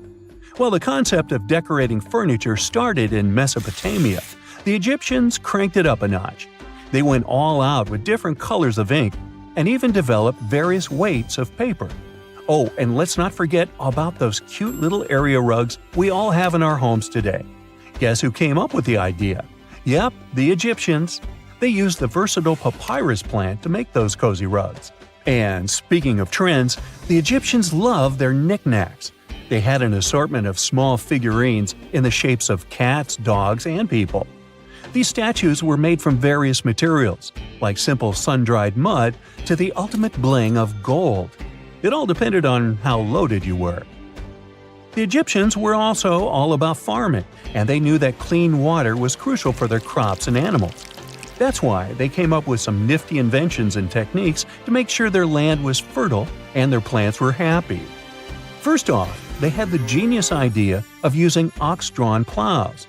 They had two types of plows, heavy and light. The heavy plow would strut its stuff, cutting deep furrows in the soil, while the lighter plow followed behind, fluffing up the earth. But they didn't stop there. After plowing, the Egyptians would break up clumps of soil and sow the rows with seeds. To give those seeds a good old squish into the furrows, they'd march their livestock across the field, effectively closing up the furrows. But hey, all that hard work would be pointless if their seeds were as dry as the Sahara. That's where irrigation comes into play. The Egyptians were so good at it that other cultures, like the Greeks and Romans, couldn't help but copy their techniques. Now let's switch gears and talk about the marvelous architecture of ancient Egypt. These folks weren't just skilled farmers, They were also architectural maestros. They built these fancy canals to carry water to farms and villages, and boy, did they know how to make those canals look pretty. Just imagine strolling along a canal lined with ornate structures. The pharaoh Ramesses the Great was quite the overachiever when it came to construction. One of his mind-blowing creations was the construction located at Abu Simbel. This building was designed so that twice a year, the sun would shine directly into it and illuminate the statues of Ramesses. And let's not forget about the corbelled arch. Without this architectural gem, we'd be missing out on some mind-boggling structures like the Great Pyramid. The Egyptians knew how to make things stand tall and proud, thanks to their engineering and construction wizardry. They built grand halls and inner sanctums that make your jaw drop, and some of these temples doubled as astronomical observatories. A gruesome discovery took place in Egypt some years ago. You want to hear about it? 16 human hands, carefully buried in 4 eerie pits. They didn't look too much like human hands at first, since they were abnormally large, but they were. Weirdly, there were only right hands. No left hands were in sight. It turned out that it points to the practice of an ancient dark ritual. Old Egyptian art and tales talked of a ceremony where warriors would present the right hand of their adversaries as proof of victory and ask for gold in return. Egyptians believed in the afterlife, so cutting off someone's hand meant you cut off their power eternally. Guaranteeing this type of defeat was interesting to the winning party. Here, the fight was between Egyptians versus Hyksos, who lived in what was once known as Canaan. Egypt has always been the center of some history-changing findings, and some time ago, this papyrus was found. If we stretched it open, it would be just a tad bigger than the height of a skyscraper. The world's tiniest skyscraper, which is located in Wichita Falls, Texas. When humans didn't write on their notes app, they wrote on this thing, made from the medulla of a papyrus plant. Around 2,000 years ago, ancient Egyptians wrote something reminiscent of a book where they describe most of their funerary traditions and their visions of the afterlife. It's considered one of the most important texts from ancient Egypt and is still sold in bookstores to this day. This ancient manuscript was unearthed from a chamber located just south of the Pyramid of Djoser, located in Saqqara. Oh yes, Djoser is the oldest pyramid in Egypt and not the Giza pyramids like most people think. So recently, the site of Saqqara buzzed with excited archaeologists who probably found one of Egypt's oldest complete mummies. They believe that this beautiful and well-preserved mummy was that of a wealthy man. He was discovered in a deep shaft, covered in layers of gold leaves. There are many symbols that show he was an important and wealthy man, like the band he wore on his head, the bracelet on his chest, and the fact that he was embalmed with a tunic, which was reserved for Egypt's finest. The most exciting part of the entire discovery was finding the resting place sealed with mortar, just as the ancient Egyptians had left it 4,300 years ago. Now this may sound weird, but back in 2008, archaeologists discovered a missing pyramid. Now it went missing because it deteriorated over the span of 4,000 years. Today, you can only see its base. It was a pretty important site back in ancient times. It is said that around the area of the pyramid, the ancients hosted a special type of ceremony where high priests would carry mummified remains of sacred bulls. Now, here's a fun fact. Ancient Egyptians believed that Apis bulls were earthly incarnations of the city deity of Memphis and was connected to rites of fertility. It wasn't just any Apis bull, though. They needed to be all black, with a single white mark between its horns and a bunch of very specific characteristics. They were selected by the local priests and honored until they passed away. After that, they were mummified and buried in underground galleries. Meanwhile, this missing pyramid sort of disappeared around the 1800s. It was a German archaeologist who first found it in the village of Saqqara. He called it the Headless Pyramid when he first found it. But then, years after the official discovery, the desert sand came along and covered the whole thing. There were some excavations between the 19th and 20th centuries, but they weren't too systematic. That's why scientists were so thrilled when they dug an entire pyramid's base after removing the 25-foot mound of sand that was covering it. Oh, And it turns out American archaeologists are excavating a cemetery in Egypt that could contain over 1 million mummified bodies. So far, archaeologists have dug around 1,700 mummies. One of the main differences from other classic Egyptian mummies is that these people weren't kings and pharaohs. They were commoners that most likely lived about 1,500 years ago, when Egypt was controlled by the Roman and Byzantine empires. The name of the cemetery is cool, though, the Way of the Water Buffalo, just in case you want to check it out on your next trip.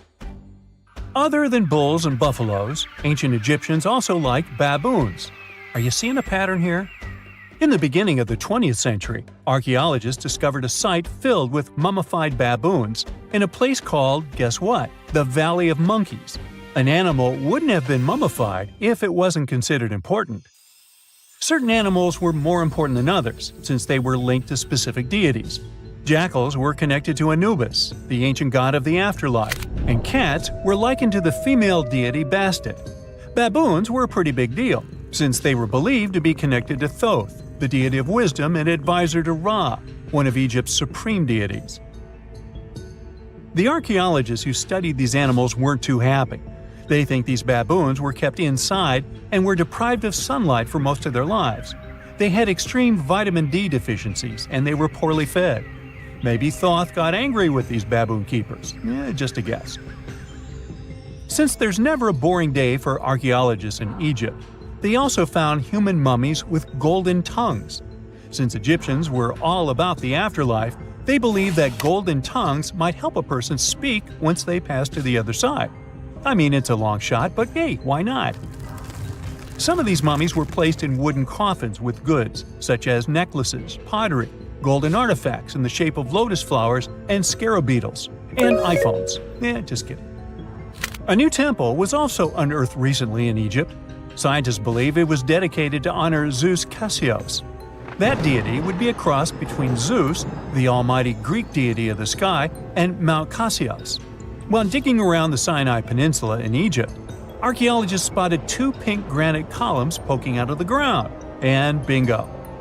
They believe these columns represented the temple's front gate and collapsed during an earthquake many years ago. And speaking of deities, there weren't only super serious deities. Recently, scientists unearthed a golden ring in a city south of Cairo.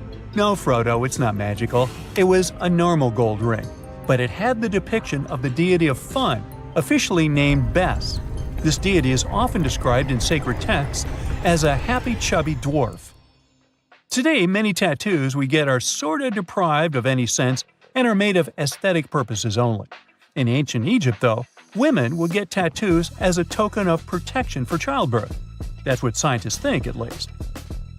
Around the Nile region, scientists found some mummies that had well-preserved tattoos, which is a rarity since the skin deteriorates so easily. 2 of these women tattooed their lower backs, and the drawings were simple. They were mostly pictures, including that same chubby dwarf we just talked about, Bes. He also had a side hustle as the protector of women during childbirth. Now, would you believe me if I told you ancient Egyptians invented robots? No? Well, that's because that's not entirely true. Sure, they were astronomers, mathematicians, and engineers, and somehow they also squeezed an eccentric invention into that package. An automated deity some scientists called Hathor. This wooden statue had been in the Metropolitan Museum of Art for years before someone noticed its secret. With the help of an X-ray machine, specialists discovered a mechanical operating system inside it. The pulley-like axis goes from the statue's shoulder to her left leg. When the system rotates, the statue raises and lowers her hand. Hey, pick me! Pick me! I got my hand up here. Most people know that pyramids were built as grand tombs for the pharaohs, designed to ensure they had a smooth journey to the afterlife. The Great Pyramid of Giza, for instance, was constructed for the pharaoh Khufu. But what most people don't know is that this whole pyramid building trend started right here, with the step pyramid of Djoser, about 4,700 years ago. This massive structure was built for Pharaoh Djoser, a ruler from Egypt's 3rd dynasty. It rises 7 layers high above the ground and stands about 200 feet tall. We think of it today as a phenomenal architectural project, but for ancient Egyptians, the step pyramid of Djoser turned out to be more like a massive experiment A trial run, if you will, to perfect their building skills before they moved on to even more ambitious pyramids. Reaching new heights is super exciting, but the real mystery is what is going on below the ground. In this pyramid's underground labyrinth, there is a network of tunnels stretching about 3.5 miles long, and some researchers believe these tunnels might have been part of a sophisticated water system that could completely change what we think about pyramid construction. Let's talk about this massive complex located in Saqqara. Surrounding the pyramid, there's what's known as a dry moat, a continuous trench that is up to 164 feet wide and almost 2 miles long. It forms a sort of rectangular shape around the pyramid. This trench has an average depth of about 65 feet. Now, if you were to add up all the earth and rock they dug out to create this moat, it would be about 10 times the volume of the step pyramid itself. For the longest time, people just assumed this trench was nothing more than a huge quarry, a place where they dug up stone and clay to build the step pyramid. Makes sense, right? But when you take a closer look, it doesn't add up. The trench is too narrow and deep to be practical for mining, and its layout doesn't match anything we know about ancient Egyptian quarrying methods. Plus, some sections of the trench are actually covered with a rocky ceiling, which would have made it nearly impossible to use as a quarry. Another theory suggests that the dry moat had some kind of spiritual significance. Maybe it was a sacred place, where souls of nobles gathered to serve the late king in the afterlife. There are even niches in the walls that work as a hint at this spiritual function. But most researchers believe that this purpose likely developed much later, long after the complex was built for Djoser. So, what was the moat really designed for? In 2020, a researcher came up with a pretty intriguing idea. It is possible that this trench was actually designed to collect and manage water, especially after heavy rainfalls. Now, that makes sense when you consider the location. The moat sits in an area that could easily have been flooded by runoff water from nearby plains. This could also explain why the trench wasn't used for new graves until much later when the climate became drier and less prone to flooding. The story becomes even more intriguing, as this trench appears to be part of a larger, more complex hydraulic system within the Djoser complex. It is like the trench has several compartments, carefully carved out of the rock and connected by tunnels. These compartments likely served as a part of a water treatment system, where water would flow from one compartment to the next, getting cleaner as it moved along. Now, here is where things start to tie into the pyramid itself. The Djoser complex has a series of underground shafts, and some researchers think that water from the moat's deep trench might have been used to power a hydraulic lift system, and this giant water-powered elevator could have been used to raise the heavy stones needed to build the pyramid. It worked like a volcano, but instead of lava, water did the heavy lifting. Imagine a big deep hole in the ground at the center of the pyramid site. Inside this hole, there was a huge wooden platform, kind of like a giant raft that could move up and down. When the workers wanted to lift a heavy stone, they would fill the hole with water. As the water rose, the wooden platform started to float up, carrying the stone with it, almost like a giant water-powered elevator. When the stone reached the right height, the workers slid it off the platform and onto the pyramid. The idea is that water from the deep trench, after being cleaned and filtered, would flow into these shafts. A massive float, possibly made of wood, would then rise as the water filled the shaft, lifting the stones up to where they were needed for construction. Once the stone was in place, they'd let the water out, lowering the platform back down to the bottom, ready to lift the next stone. This fancy hydraulic lift system could have been a game changer, making the whole building process a lot faster and more efficient without using a lot of workforce.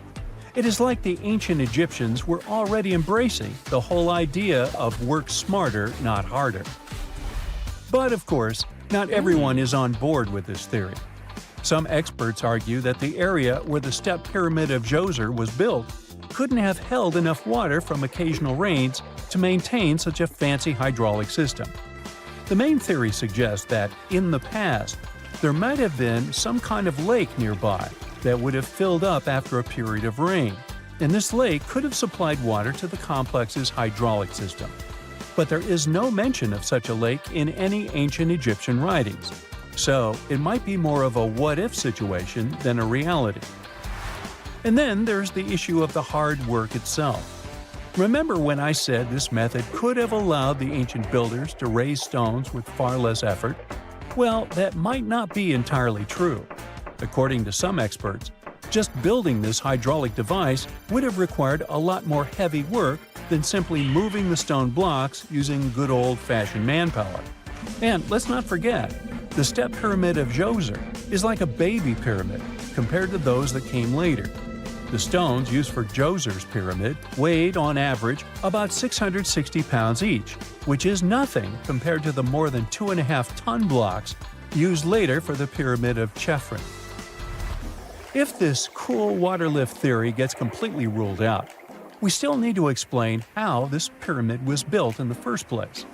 To answer that, we need to rewind a bit and talk about the original plans.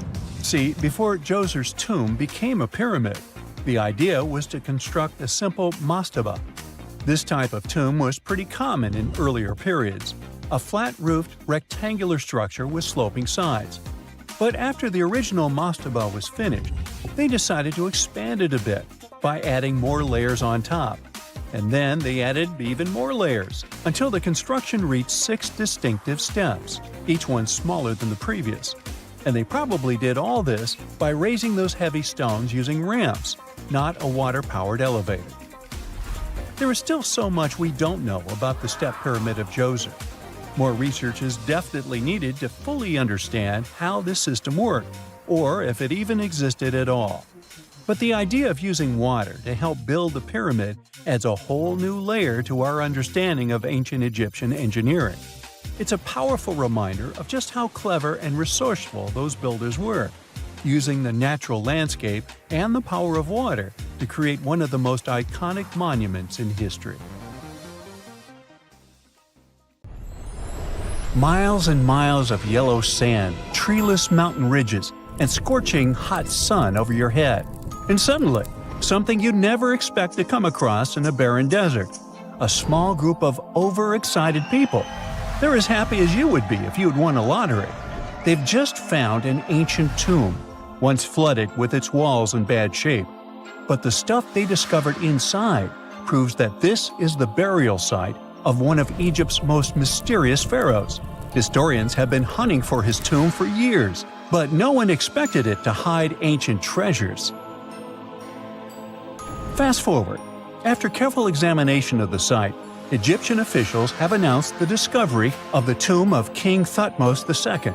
It's the last missing tomb from Egypt's 18th dynasty.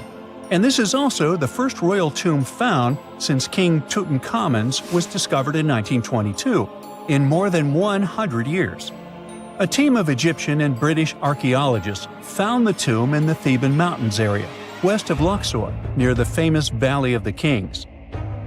Before this, the site was only known as Tomb C4, but during their excavation, the team found clear evidence proving it belonged to King Thutmose II.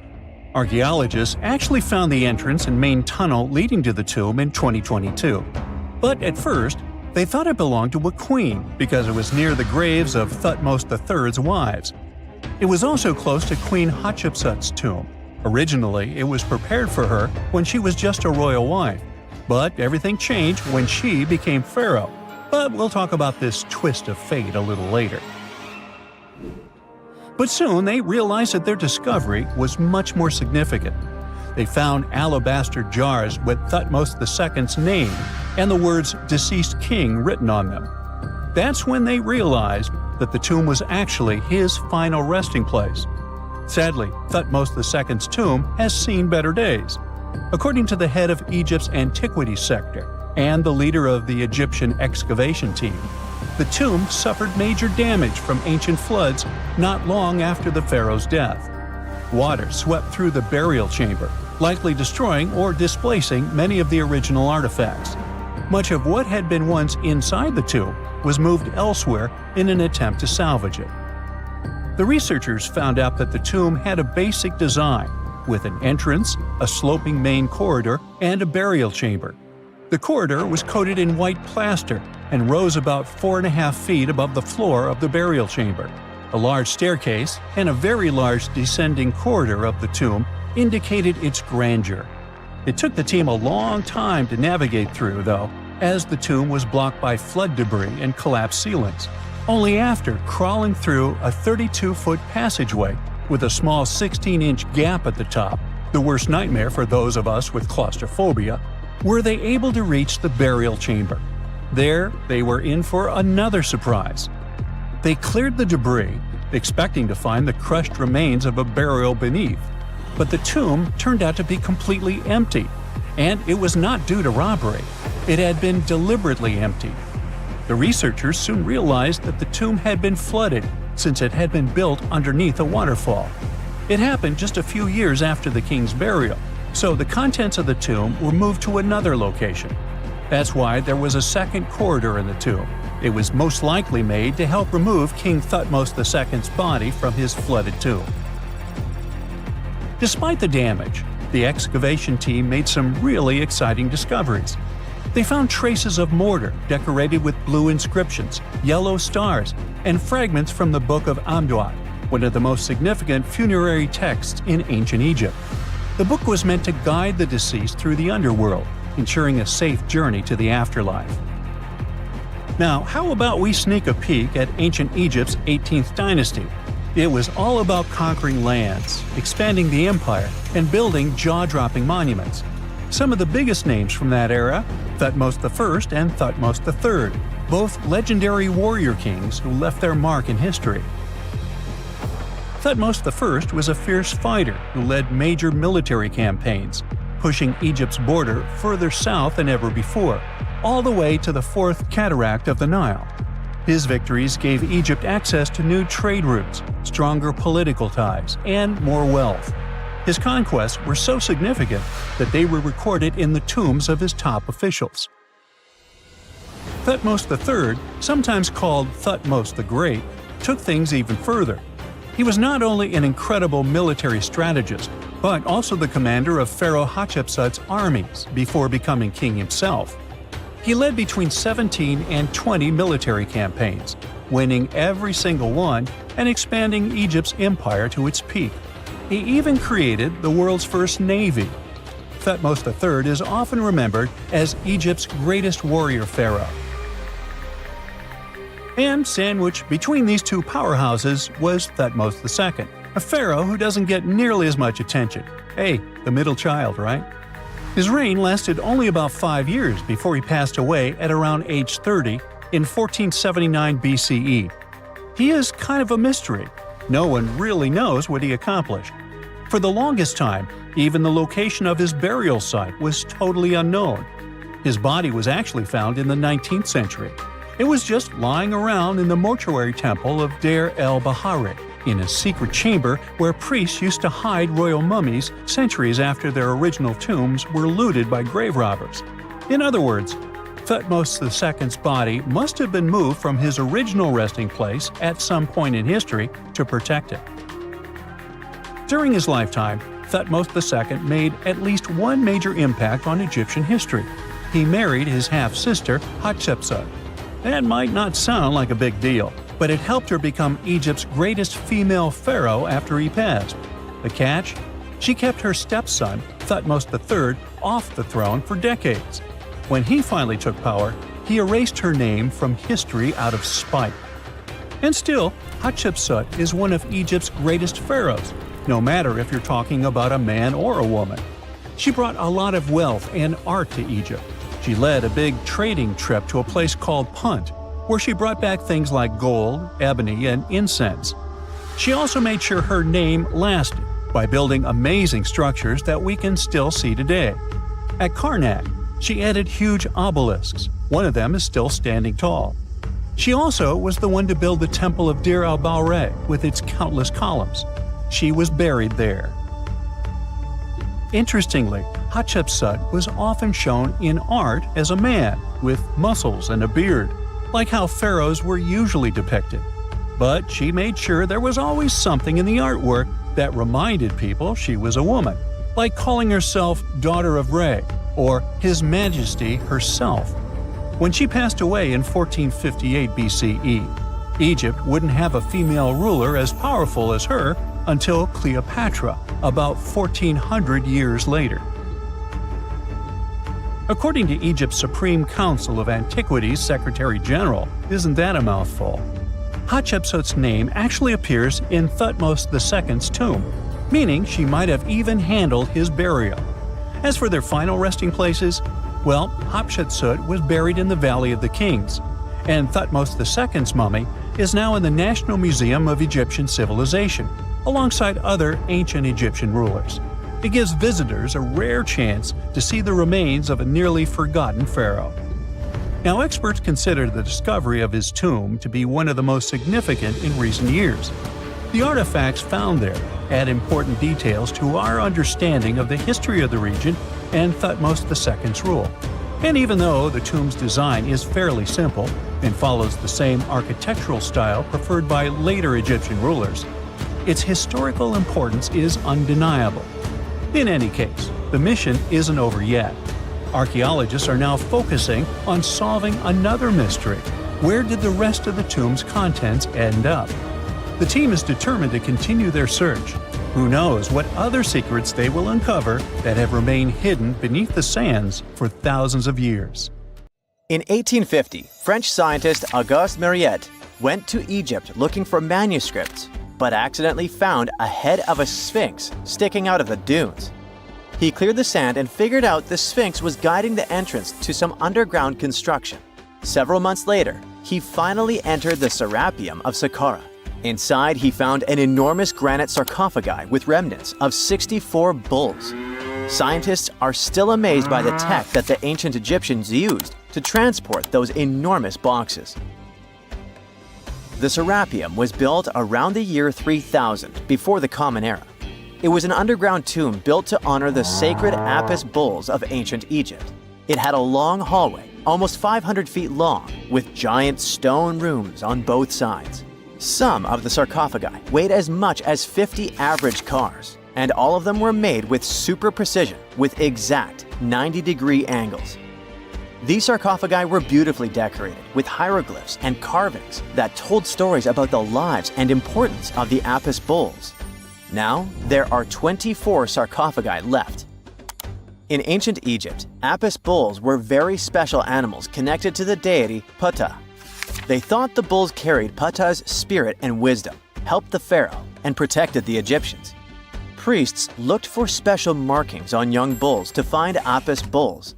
It could be a white triangle on its forehead, which symbolized divine light, a shape on its back like a vulture's wing, and a scarab shape under its tongue, which stood for rebirth. If a bull had these signs, they believed it was chosen by Ptah and treated it like royalty. The chosen bulls lived in a special temple in Memphis, the city where they worshipped Ptah. They received the best care and offerings from visitors who wanted their blessings. When an Apis bull passed away, it was treated with great honor and mummified. When Mariette entered the Serapeum, he noticed traces of rollers on the gallery's floor and found 2 wooden horizontal winches. Each had 8 levers. Later, other explorers saw double rails. The burial chambers were lower than the hallway floor. To get the boxes into place, workers filled the chambers with sand so the sarcophagi could be rolled in straight. Then they slowly removed the sand to gently lower the boxes into perfectly cut spaces in the bedrock.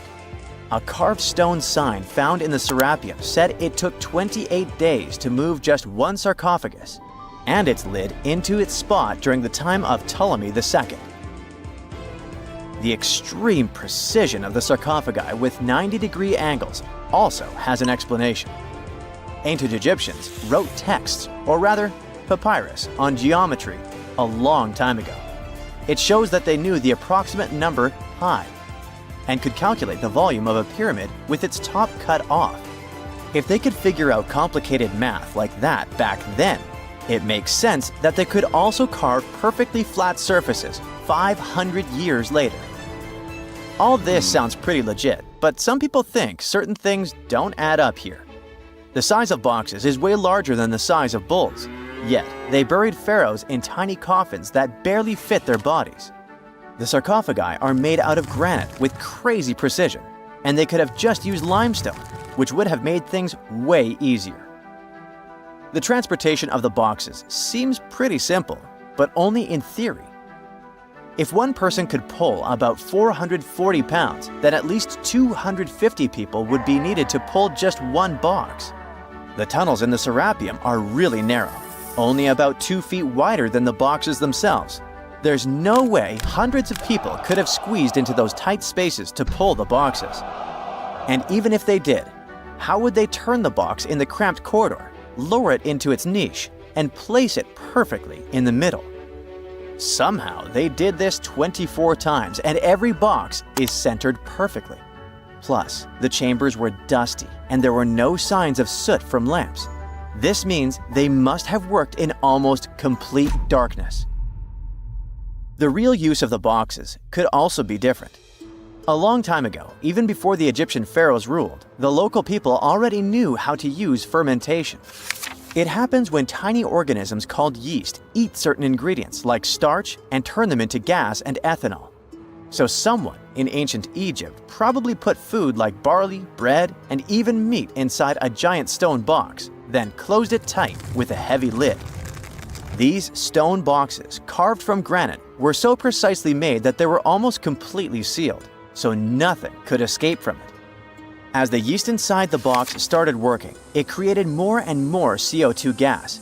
It built up pressure inside the box. The granite boxes were incredibly strong. They could handle more pressure than a car tire can hold. When granite was squeezed under such pressure, its crystals produced a tiny electric charge. This effect was possible because granite contains quartz, a material that reacts to pressure this way. The process also needed meat or animal parts, possibly to help the yeast grow better.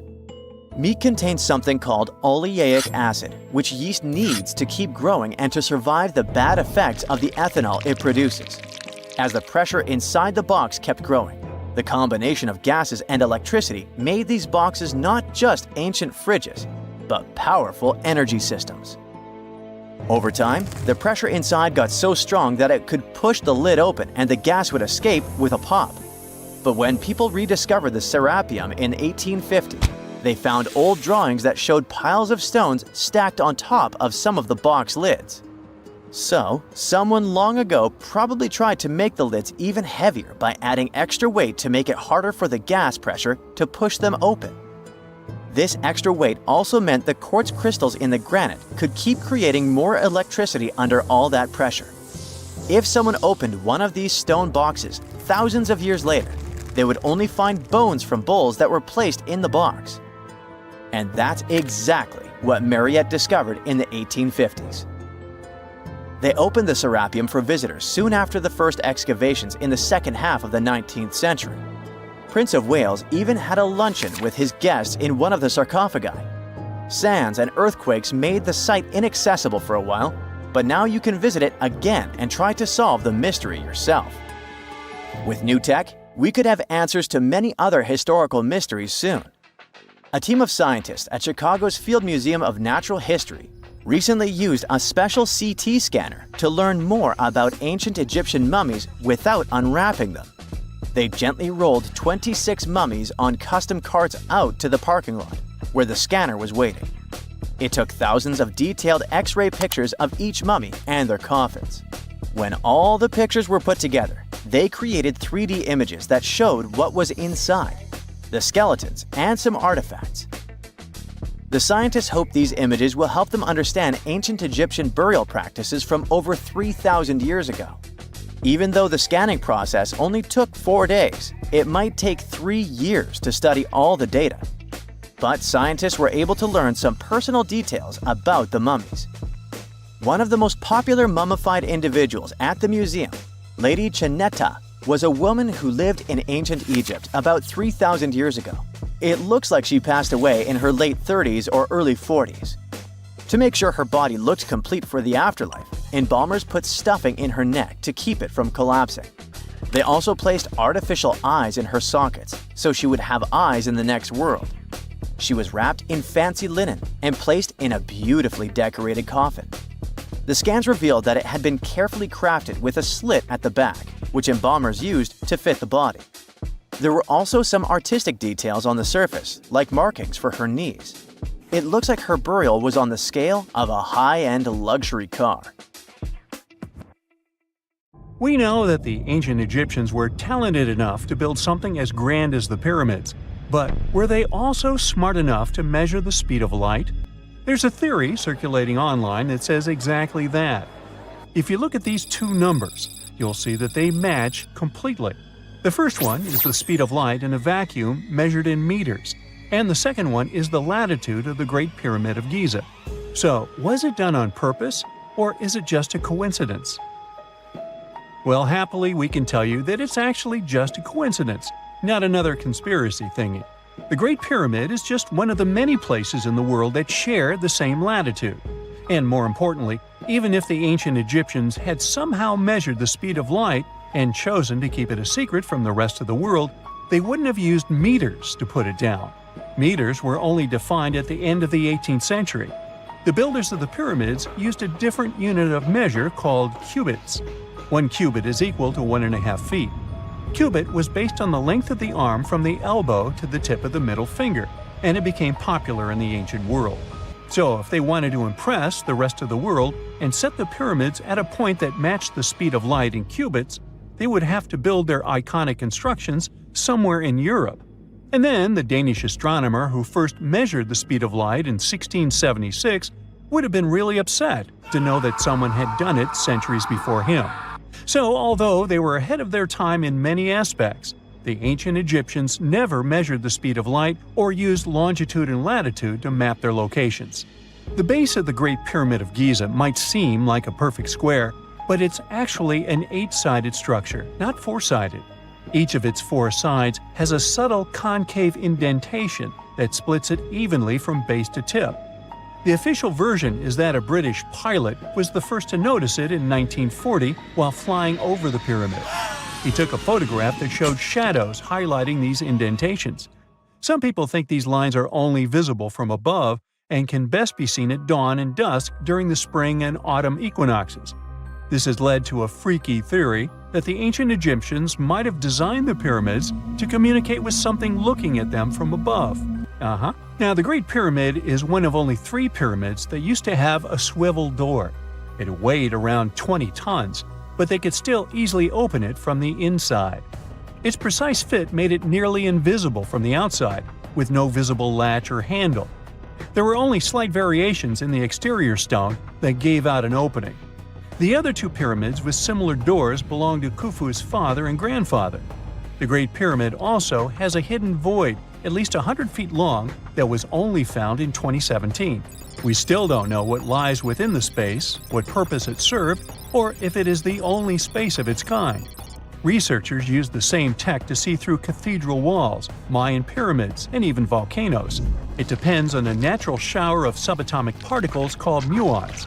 They pass more easily through empty space than through solid materials. So if they arrange multiple muon detectors around a structure, scientists can map out its solid and empty areas. A team of scientists placed muon detectors inside the Great Pyramid and allowed them to gather data for months.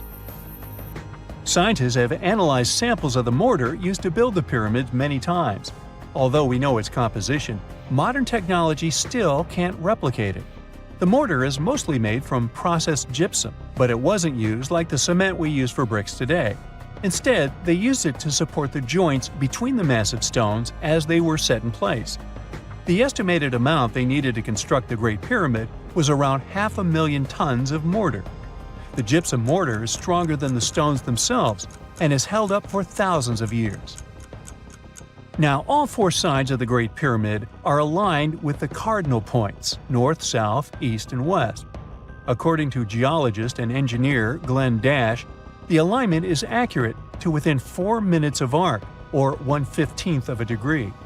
The architects managed to achieve this without modern tools like drones, blueprints, or computers. Many researchers try to explain this construction miracle. Maybe they used the pole star or the sun's shadow. Dash recently proposed a new, simpler idea. The Egyptians might have used the autumnal equinox to align the pyramids. It happens twice a year when the Earth's equator passes through the center of the sun's disk, making day and night nearly equal in length. To test his theory, Dash conducted an experiment on the 22nd of September 2016, the first day of the fall equinox. He used a special rod the Egyptians had to cast a shadow and tracked its tip at regular intervals, forming a smooth curve. By connecting 2 points of the curve with a taut string, he created an almost perfect east-west line. Dash noted that on the equinox, the shadow's tip runs in a straight line, nearly perfectly east-west, and with a slight counterclockwise error. There's a similar error in the pyramids. Although his experiment was conducted in Connecticut, Dash believes that the same method would work in Egypt. All the ancient Egyptians needed was a clear, sunny day. They could determine the fall equinox by counting 91 days from the summer solstice. But they left us few clues, and no engineering documents or architectural plans have been found that explain their methods. So they might have mapped shadows, but it's not definite. Now, scientists have long wondered how heavy stone blocks were carried to the pyramid sites, and they might finally have an answer. A research team from the University of North Carolina, Wilmington, has discovered that 31 pyramids are likely to have been built along a long-lost ancient branch of the River Nile. It's now hidden under desert and farmland. For many years, archaeologists have thought that ancient Egyptians must have used a nearby waterway to transport materials, equipment, people, and whatever else they needed to build the pyramids on the river. But up until now, they weren't certain of the location, shape, size, or proximity of this waterway to the site of the pyramids. The group of researchers used radar satellite imagery, historical maps, geophysical surveys, and sediment coring to map the river branch. They believe it was buried by a major drought and sandstorms thousands of years ago. The team managed to go below the sand surface and get images of some hidden features thanks to radar technology. They found hidden rivers and ancient structures running at the foothills of where most of the ancient Egyptian pyramids lie. The discovery of this extinct river branch helps explain the high pyramid density between Giza and Lisht, in what is now an inhospitable area of the Sahara Desert. Now, Egypt isn't the only country with the most pyramids in the world. The champion's title here goes to its southern neighbor, Sudan. It has between 200 and 255 pyramids, compared to Egypt's measly 138. They were built by members of the Kingdom of Kush, an ancient civilization that ruled the lands along the Nile River many years ago. They started erecting pyramids around 500 years after the Egyptians had stopped doing it. Their pyramids are much smaller than the Egyptian ones, but were built for the same purposes. Archaeologists are still working to find out how the pyramids in the Sudan were built, how long it took to complete them, and what happened to their society. In November 1922, a boy walked through the desert mountains of Egypt and discovered some ancient steps carved into the rock. Subsequently, this find became one of the world's largest and most significant archaeological discoveries. This step was part of Tutankhamun's untouched tomb. Archaeologists found about 5,000 ancient objects, including jewelry, fabrics, painted vases, and funeral masks. You've probably seen one of them. It has become one of the most recognizable attributes of ancient Egypt. More than 100 years have passed since then, and now humanity has finally become close to another large-scale discovery, the tomb of Cleopatra. This queen was the last active ruler of the Ptolemaic Kingdom of Egypt, who sat on the throne from 51 to 30 BCE. There are many ancient records about Cleopatra, her reign, and her unusual personality, but until now, no one has discovered the secrets about her passing away in the burial place. So, one archaeologist, Dr. Kathleen Martinez, has been studying ancient records and temples around Alexandria for decades, and concluded that the tomb of the queen should be located under the ancient city of Taposiris Magna, founded in 280 BCE. It was a big city on the northern coast of Egypt, where tens of thousands of people were engaged in trade and industry, and it seems that Dr. Martinez's guesses turned out to be correct. She and a group of archaeologists have discovered a secret underground tunnel near Alexandria, with a length of about 0.8 miles. It was cut into the rock under Taposiris Magna's temple. During further excavations, they found many things that indicate Cleopatra's tomb lies in the tunnel's depths. It's also possible that she is buried there together with the Roman commander, Mark Antony. According to ancient records, Cleopatra and Mark Antony loved each other and together opposed the Roman Senate, which declared Antony a traitor. The fact that natural disasters have occurred on the territory of Taposiris Magna for thousands of years can complicate the excavations. Earthquakes and floods destroyed the city and possibly flooded its underground tunnels. But archaeologists hope the ancient tomb remains untouched, and that it hides many treasures and records about the royal life of ancient Egypt during the reign of the last dynasty. There's a chance that excavations will go underwater and in the mud. This will require much time and funding, but archaeologists are sure it's worth it. Anyway, it's too early to say that Cleopatra is really buried there, but scientists have found many things in the tunnel that confirm this, including clay pots, dozens of coins with the image of Cleopatra and Alexander the Great, as well as a bust with the image of the Egyptian queen. Cleopatra is still one of the most popular personalities in Egypt, on an equal footing with Ramesses III and Tutankhamun. She inspired many films, paintings, and books, but what made her so popular? She became famous for her inconsistency. She was a beautiful, intelligent ruler who pulled Egypt out of the crisis and made it a prosperous power. Medieval Arabic texts say she knew chemistry, mathematics, and philosophy, and may have written several scientific books. She knew several languages and had excellent diplomatic skills. At the same time, there are many legends that she was a femme fatale who drove many men crazy. However, there's no evidence that her beauty was incomparable. The image of a stunning model was created by Hollywood when it made several films where famous actresses performed the role of Cleopatra. And the Roman Emperor Octavian, the adopted son of Julius Caesar, specially created the image of Cleopatra as an insidious seductress because he was her enemy. Even though she was born in Egypt, Cleopatra wasn't an Egyptian. Her ancestors were Greeks, among whom was one of the generals of Alexander the Great. However, the people of Egypt loved her. She learned the language and was very sensitive to the traditions of this country. She knew the history, mentality, and customs of ancient Egypt well. She raised the level of its economy and strengthened its status as a world power. Much of this was made possible thanks to her cunning and impressiveness. She loved theatrical performances and lavish celebrations. She knew how to surprise people and put on a show. But behind the exterior image of a luxury lover was an intelligent and calculating ruler. Ancient Egypt was a rich, luxurious country, and Cleopatra did everything to increase its wealth and strengthen its position in the international arena. For example, she was once in conflict with her brother Ptolemy XIII Odd. The queen knew that she wouldn't be able to resist him, so she decided to attract Julius Caesar to their side.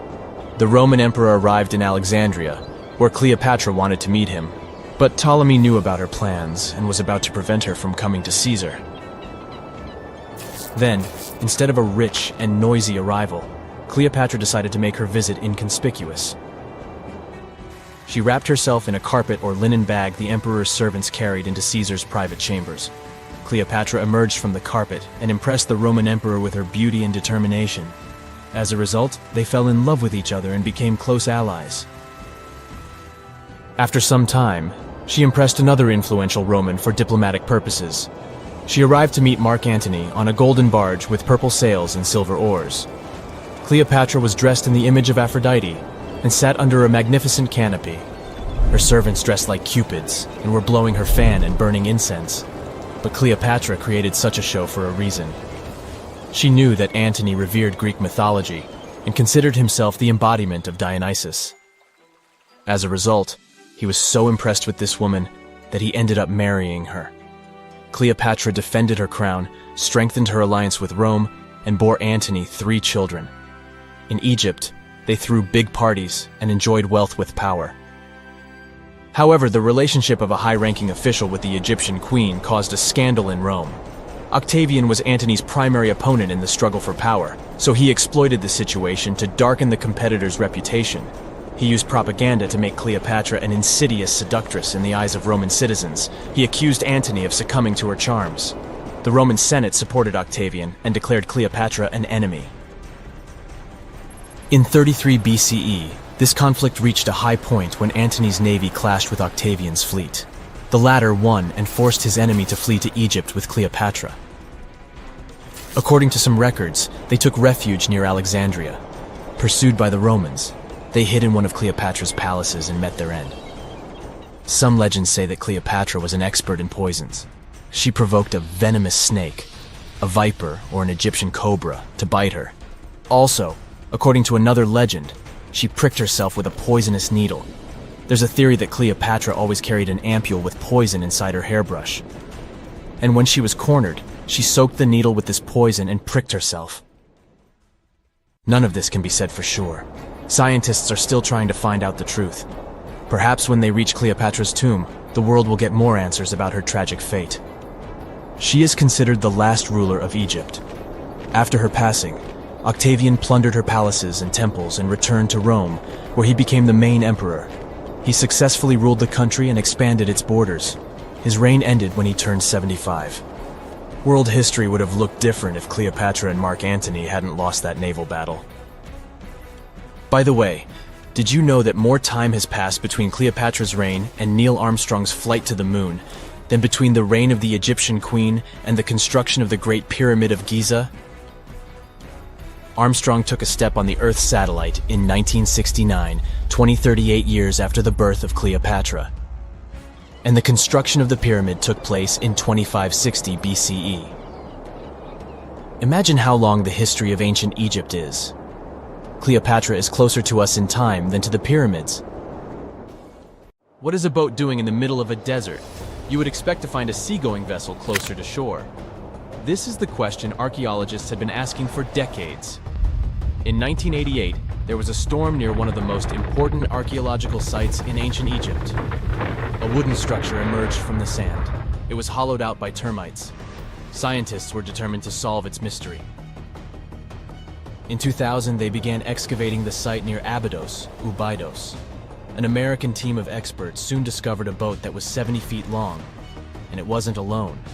In total, there were 14 boats neatly resting next to each other. It was impossible to completely dig out the boats because of their poor condition. Luckily, the wood was preserved enough to get a sample. Analyses revealed that the boats were around 5,000 years old, the oldest fleet in human history to this date. The time of their construction predates the pyramids at Giza by half a millennium. Each ship of the fleet rested in a vault that matched its dimensions. The room was roughly a third of the size of a tennis court. It had mud brick walls that featured more than 120 drawings of boats. Ancient Egyptians incised them on whitewashed walls that were excellently preserved. Scientists have known about these mysterious chambers for well over a century. 1901, 1902. A British archaeologist, Arthur Weigel, stumbled upon a strange structure west of the River Nile. His team caught a glimpse of the interior walls. Sadly, a section of the roof collapsed, so they had to call off further exploration. Researchers abandoned the site, but its location remained on the maps. The boat's position first led scientists to think that they rested on a bank of the mighty Nile. But there was a problem with this theory. Today, the river flows almost 7 miles west of Abydos. Further studies of the surrounding terrain showed the Nile didn't change its course throughout history. Also, if the boats floated near a dock, they would be in unstable positions. The 14 vessels at Abydos were perfectly parallel to each other. There was only one conclusion possible. Someone had deliberately placed them like that. They must have gone through a lot of effort. Each boat had enough room for up to 30 rowers. These vessels could really float. They weren't models, but scholars still don't know if they actually sailed any body of water in ancient Egypt. This doesn't diminish the importance of the find. Previously, archaeologists found only small-scale models. In King Tut's tomb alone, there were 35 boat models. For a long time, these figurines were the only clues as to how ancient Egyptian vessels looked like. The boat's design confirms that they were the real deal. They are the earliest surviving examples of something called built boats. Ancient people constructed primitive vessels by hollowing out large tree trunks. The alternative was reed that was tied together to form a raft. The boats at Abydos had planks tied together. This was a major breakthrough in shipbuilding. During their lifetime, the boats must have seemed impressive. Timber was a valuable commodity at the time. There was no wood in the desert. Cedar had to be imported from Lebanon. The only person who could afford such luxury was the pharaoh. Studying the area around the ancient fleet provided more answers. Scientists discovered a mud brick structure where Egyptians worshipped the pharaoh. Its approximate date of construction matches that of the wooden boats. The same bricks out of which this building was made were used to encase the fleet. At the time of their construction, the rooms they were stored in had a ceiling. That's the section that archaeologists stumbled upon in the early 20th century. Just like mummies and coffins, these marvelous ships rested inside splendid vaults. The exterior of these rooms was also impressive. The outer walls originally had a plaster of white limestone. It reflected sunlight. In the desert sun, the structure housing the boats must have shone from miles away. Ancient Egyptian builders used the same technique to cover the pyramids 500 years later. Today, their surface looks jagged, but it wasn't always like this. When they were constructed, the pyramids had a top layer of fine white limestone. Their surface was smooth and it gleamed in the sunlight. Instead of stairs, the outer layer of the pyramids was more of a sleek ramp. Archaeologists were left with one final question. Which pharaoh owned the fleet? The answer lay just a mile from the site. This is where the tomb of a pharaoh from the 5th dynasty rested, King Senwosret III. Its time and style of construction matched the ones of the chambers with boats. The very end of his rule might explain how the boats ended up in the middle of the desert. The pharaoh probably passed away in northern Egypt. Then his body was transported down the Nile to Abydos in a marvelous procession of decorated boats. The vessels were later lowered to chambers near the final resting place of their owner. This had a symbolic meaning. In the ancient Egyptians' belief system, ships played a key role. Their supreme deity was Ra. He traveled through the sky during the day in the form of the sun. At nighttime, he sailed through the netherworld in a solar boat. The pharaoh identified himself with Ra. That's why he needed boats in the afterlife. That was the only way to regenerate himself. Just as the sun rises every day above the horizon. This belief existed for thousands of years. The more famous Pharaoh Khufu also had a ship. Scientists found it in 1954 next to his pyramid at Giza. It is some 4 centuries younger than the fleet at Abydos, but Khufu's ship was almost 2 times longer. The Great Pyramid of Giza and King Tut's tomb are some of the most famous archaeological finds in Egypt. But there are many more secrets hiding beneath the endless sands of the Sahara Desert. Recently, 2020, archaeologists found a lost city there. They have labeled it as the most important discovery since King Tut's tomb, 1922. The city of Aten is some 3,000 years old. Historians hope it will give them a unique insight into the everyday life of ancient Egyptians. The famous archaeologist and Egyptologist Zahi Hawass proclaimed the site a lost golden city. Aten sits some 300 miles south of Egypt's capital, Cairo. It is close to the famous Valley of the Kings. Archaeologists first found sections of mud brick walls that spread out in all directions. They discovered complete rooms with tools of everyday life inside. The research team unearthed a bakery, a residential neighborhood, and an administrative district. They all date back to the time when the Egyptian civilization was the wealthiest in its long history. They were also the first to make objects from iron.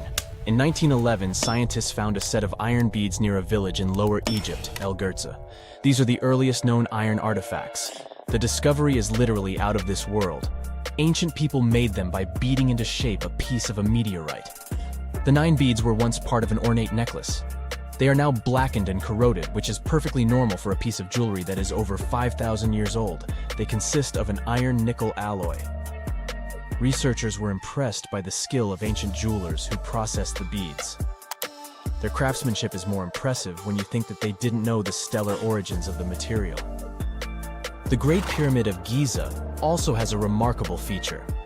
An international research group investigated the electromagnetic response of the structure to radio waves. They found that the pyramid has the ability to concentrate electromagnetic energy inside it. This occurred inside its chambers as well as under the pyramid's base. It contains an underground, unfinished chamber. It seems that the electromagnetic response is connected with the properties of limestone, the Great Pyramid's main building material. The research results might have a practical application. The way solar cells and nanosensors function could be improved by this remarkable find. There are countless doors all over the world that haven't been opened for decades, and even centuries. The question is why? It seems that nowadays you can open any door you want. The truth is that some doors were sealed for a grave reason. And so far, nobody has found out what treasures and mysteries they hide. Here are 4 doors that keep their secrets all too well. The Taj Mahal. First up, we've got the Taj Mahal in India, one of the most romantic places in the world. Shah Jahan commissioned it in 1631 and dedicated it to his 3rd wife, who he loved like crazy. They were married for 19 years and had a whopping 14 kids together. But unfortunately, she passed away while giving birth to their last baby. Shah Jahan was heartbroken and decided to build an epic tomb to remember her by. The construction took a whopping 20 years to finish. The building has quite an interesting layout. The design is super unusual with these 4 massive 130-foot tall minarets that stand on the corners of a huge platform. They're not just there for looks. Back in the 17th century, architects were having some serious issues with buildings collapsing under their own weight. So, the chief architect of the Taj Mahal made sure to place those minarets as far away from the tomb as possible. And he even tilted them in a way so that if they did fall, they wouldn't wreck the rest of the Taj Mahal. Talk about planning ahead. The Taj Mahal is hiding some crazy secrets. There are sealed rooms all over the place that nobody is allowed to enter. And if you check out photos of the building from the riverside, you can spot 2 basements. But guess what? They're sealed up too. Nobody knows what's inside or why they've been locked up since the time of Shah Jahan. Apparently, there's a good reason why those rooms are off limits. Some researchers think that they were built using marble, which turns into a different substance called calcium carbonate if it's exposed to carbon dioxide. And when that happens, little bits of marble start chipping off like crazy. To make matters worse, there's no air flowing into these rooms. That means that if too much CO2 builds up in the basement, the 4 minarets could collapse. But wait, there's more. Some people think that the body of Shah Jahan's wife can be found in one of these sealed-up rooms in pristine condition. Why not? Who knows what the mysterious rooms might keep? The Great Sphinx of Giza. The Great Sphinx of Giza is shrouded in mystery. It's not just the largest monolith statue in the world, but it's also a hybrid creature with a woman's head and a lion's body that originates from Egyptian and Greek mythology. It's also very ancient. It's estimated to be around 4,500 years old. The construction of this marvel took about 3 years and required 100 workers who were not slaves and were treated with delicacies like sheep and goat meat. It is also thought that it used to be much more massive than it is now. Archaeologists found huge stone blocks and abandoned toolkits near the site. However, the real secrets of the Sphinx lie underground, near its paws. A group of scientists used a seismograph to detect 2 hidden chambers beneath the Sphinx's paws. Some people think that these rooms might be the legendary Hall of Records, which holds ancient scrolls revealing the secrets of the universe. I mean, that's way cooler than any library I've ever been to. Rumor has it that the Egyptians even had info on Atlantis stashed down there, which is like a super old version of a conspiracy theory. Unfortunately, we can't go on an adventure to check it out just yet. The chambers presumably have 2 entrances, but both remain sealed. The researchers haven't yet received the green light to check out their theory. Let's hope they won't keep us in suspense forever. Sri Padmanabhaswamy Temple. This temple is located in the beautiful state of Kerala in India. This temple is famous for more than just its breathtaking beauty. Underneath the temple there are 6 vaults, creatively named A, B, C, D, E, and F. The enormous iron doors to these chambers add to the mystery of what's behind them. A few years back, the authorities decided to open these vaults to the world, but it wasn't an easy task. You can't just open the doors and enter the vaults. It required a lot of work. It took them a while, but finally, in 2011, they opened 5 of the 6 chambers. And guess what they found? Tons of treasure. bags of gold, precious gemstones, and priceless diamond jewelry. The estimated worth of everything found in the vaults is a whopping $1 trillion. It's like the temple was the real-life inspiration for Aladdin's Cave of Wonders. But wait, I said 5 of the 6. What happened to the last one? Vault B has remained closed, but not for lack of trying. They simply didn't manage to open it. There is even a belief that it's fatally cursed. Legend says that only a saint or sage can break the curse by chanting a specific mantra. But no one has been able to do this yet, presumably because we don't have saints or sages at our disposal. There is also rumor that in the 30s some temple invaders tried to enter Vault B to do some good old looting. But they never reached their target. Apparently terrible snakes materialized out of nowhere and chased the gang away. But of course, this is just an urban legend, and there is not proof of that. However, it is said that the Auditor General dealing with the temple claimed that Vault B had been opened at least 7 times since 1990, and nothing bad happened to anyone who entered. Who knows? Maybe we should send Indiana Jones to check it out. The First Emperor's Tomb. Deep under a hill, completely undisturbed and surrounded by dangerous traps, lies an ancient 2,000-year-old tomb. It belongs to Qin Shi Huang, the first emperor of China. He was born in the Qin state and became king when he was just a boy. But when he grew up and gained full power, he united the warring states ancient China was divided into by conquering them. After that, he created the Qin dynasty. When he died in 210 BCE, they buried him deep underground in a massive tomb. And when I say massive, I mean massive! Back in 1974, some farmers in Xi'an, China, stumbled upon something strange while digging a well, a huge terracotta soldier. This discovery led to an extensive archaeological dig that has continued for over 40 years, revealing a collection of thousands of clay soldiers. The unique thing about these soldiers is that each one has its own unique features, from hairstyles to facial expressions. It's believed that there could be up to 8,000 of these soldiers, but only 2,000 have been found so far. Interestingly, the central tomb, which is believed to be the resting place of the emperor, is still untouched. In ancient records, there are references to a vast underground city that the emperor built, complete with scenic towers, palaces, and whatnot. Sima Qian, a Han Dynasty historian, wrote that the tomb was adorned with treasures and had space for hundreds of officials, but the lack of technology to properly examine the site is what's holding things up. Qin Shi Huang was surrounded by liquid mercury in his tomb, with 2 of the streams representing the major rivers of China, Yellow River and Yangtze. The ancient Chinese believed that mercury could provide immortality, but it could have also caused the emperor's death since he regularly took mercury pills to prolong his life. The dangerous levels of mercury contamination in the soil near the tomb are the main reason why scientists are reluctant to explore it. It could be very dangerous both for people and for the environment. Now, if I had to choose which door to open, I'd probably go for the one that doesn't lead to a tomb surrounded by poisonous mercury.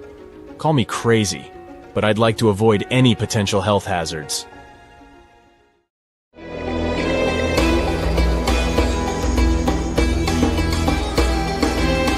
The Great Pyramid was created as the final resting place of ancient Egyptian monarch Khufu. According to legend, French leader Napoleon entered the Great Pyramid and came back out looking shaken and super pale. He never revealed what he saw inside, but whatever it was is said to have affected him for the rest of his life. When Napoleon entered the pyramid, he would have walked through a super tight and ascending passageway. He'd then go through another passageway, known as the Great Chamber. This corridor would have been much taller than the previous one, and would have cobbles too. He'd then reach the King's Chamber, the centerpiece of the Great Pyramid, which was lined with huge blocks of granite. But it wouldn't have looked as grand as we might imagine. There are no hieroglyphics decorating its walls, as Egyptians only began decorating the burial chambers of pyramids much later on. The pharaoh's tombs deep inside the pyramid would have also been filled with treasures, from chunks of gold to the world's most expensive jewelry. But this would have all been looted a long time ago. The only thing that probably would have been left in there would have been a huge sarcophagus, which would have once contained the king's mummy. He'd also have to walk past the Queen's Chamber. This room most likely didn't hold any queens though, as pyramids were usually only built for one person. There are mysterious tunnels leading from here. To this day, no one is really sure what they're there for. And that's not the only mysterious and creepy thing Napoleon may have encountered, as stories of pharaohs leaving ancient curses on pyramids go way back. Many pyramids had warnings written on the outside, telling of horrifying things that would happen to those who entered and disturbed the peace. We might not know what exactly Napoleon found in the Great Pyramid that scared him so much, but we know for sure what was found in Tutankhamun's tomb. Tutankhamun was an ancient Egyptian pharaoh who was only 8 or 9 years old when he took to the throne. He became a cultural phenomenon when his tomb was discovered almost completely intact in 1922. His pyramid sits in the Valley of Kings in Thebes, modern Luxor, which is in Egypt. Unlike the Great Pyramid, Tutankhamun's tomb was covered in beautiful wall decorations. The walls told the story of how he would travel to the afterlife through the underworld. Egyptians believed all people would have to take this journey, so they would fill their tombs with objects and paintings to help them get there. There'd also be spells painted on the walls. They believed this would help people pass over to the next realm. The journey would be pretty long, and for that reason, the ancient Egyptians would also fill the pyramids with food. Tutankhamun's pyramid was filled with 8 fruit baskets. They even found something called gingerbread fruit in there. The rooms were jam-packed with furniture, statues, clothes, and staffs, amongst a whole bunch of other things.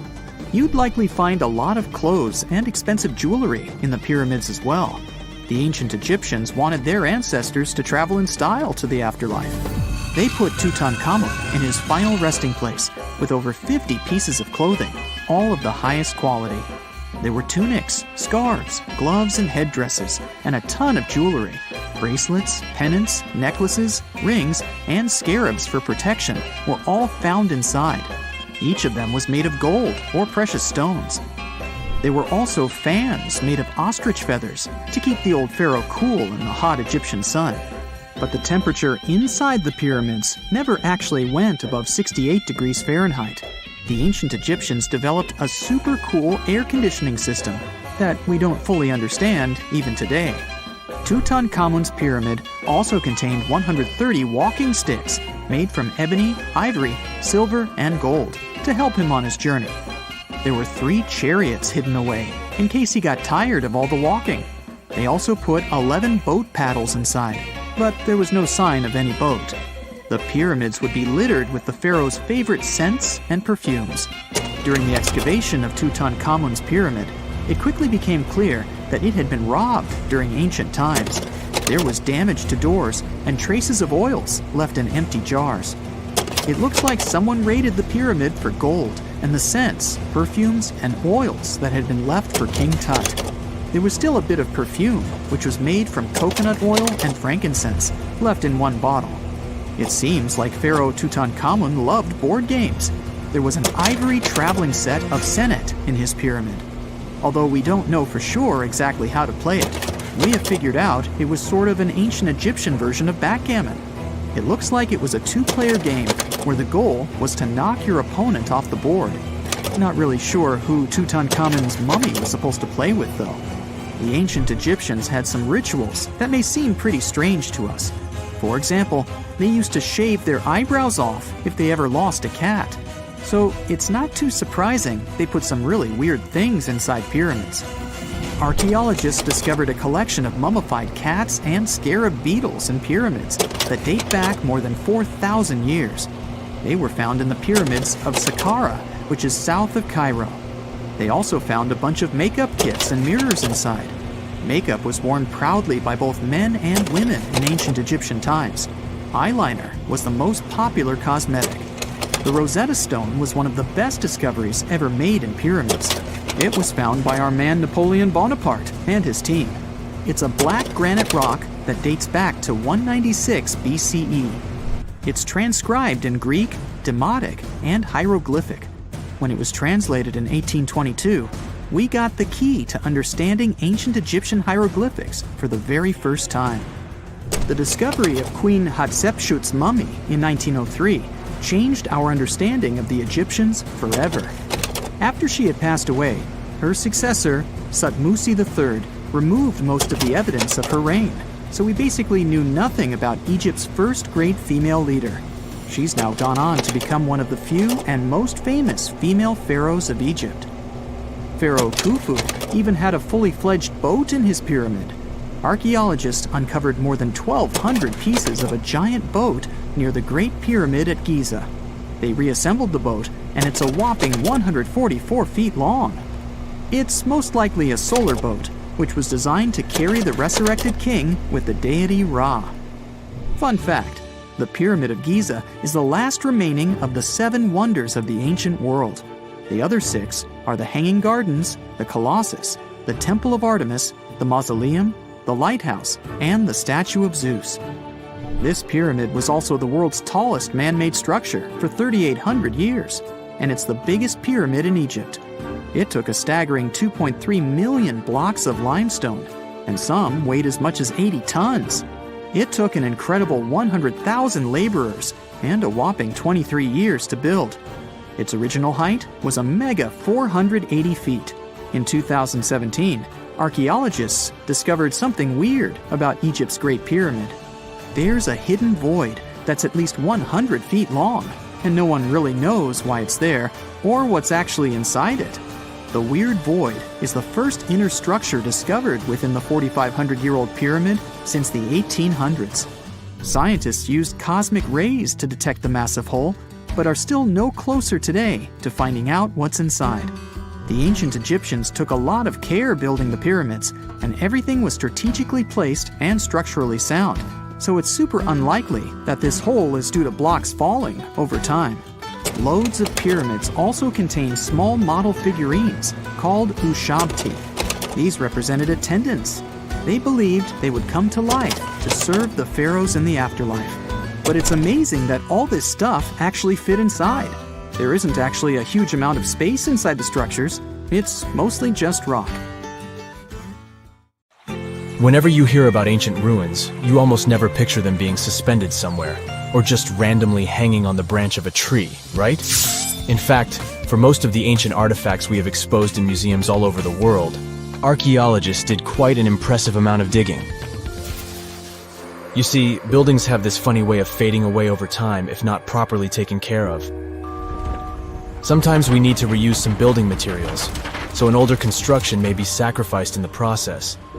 Other times houses are abandoned, and once they are exposed to the elements on the surface, like rain or sunlight, they don't really stand a chance. Some just simply crumble away due to good old erosion. So the only way a piece of architecture can survive the test of time is if it's somehow gotten buried deep down. Now, how did they end up buried in the first place? Well, it's quite the comedy of errors. Ancient cities had a habit of gradually raising their ground level like a kid adding toppings to their ice cream sundae. You see, these settlements were always busy collecting food and building materials to keep up with their ever-growing population. But hey, who has time to deal with waste and rubbish? It wasn't exactly high on their to-do list back in the day. So when it came to building new houses, ancient civilizations found it much easier to save their sweat and tears by piling up the rubble and constructing right on top. But that's not all. Rivers would also occasionally flood and deposit a layer of sediment on the city floors, further encapsulating those ancient constructions. And in those dry regions like the desert, where the wind likes to show off its sand and dust dance moves, you can bet it was a constant struggle to keep the establishments clean. One hilarious example is the Sphinx, which had its head buried in sand until a group of archaeologists unearthed it in 1817. Some ancient towns eventually got covered up because they were completely abandoned. With less human activity to control their expansion, plant seeds couldn't resist the opportunity and sprouted all over the place. They gobbled up carbon dioxide from the air and grew, adding more and more bulk to the ground. Those cheeky roots even decided to stabilize the soil made from decaying plant matter, creating layers upon layers of earthy goodness. It's like the ultimate DIY project Mother Nature embarked on, with plants as her loyal helpers. The act of digging into the secrets of ancient civilizations is not just about unearthing a lost world. It's also an epic quest to reveal the hidden treasures beneath layers of history. But how do archaeologists know where to dig in the first place? If everything is covered in layers upon layers of sediments, debris, and plant roots, they must have some sort of system they rely on before embarking on a new project, right? For starters, they're not always the ones suggesting an archaeological dig in a certain location. Let me explain. Let's say you're a contractor and you want to build a new fancy apartment complex in your city. Some local legislations have certain requirements before your project can start, though. For instance, before anyone starts building on a piece of land, they might need to bring in specialists to check the soil. These clever folks can be archaeologists, geologists, or paleontologists, and they need to keep an eye on things during development. If any artifacts or ecofacts, fancy word for organic remnants, are discovered, these experts swoop in to excavate and study them. But what about sites that have nothing to do with bulldozers and yellow hats? Archaeologists have more than one trick up their sleeves when it comes to locating ancient hotspots. They dive deep into historic records with a healthy dose of detective work. By sniffing out old documents and maps, they can piece together the puzzle of human activity in a specific area. If a site has been visited before, it's even better. Finding records of past excavations or historical accounts can give archaeologists lots of information on where to continue their treasure hunt. Before archaeologists start swinging their shovels, they engage in a bit of a visual scan mission.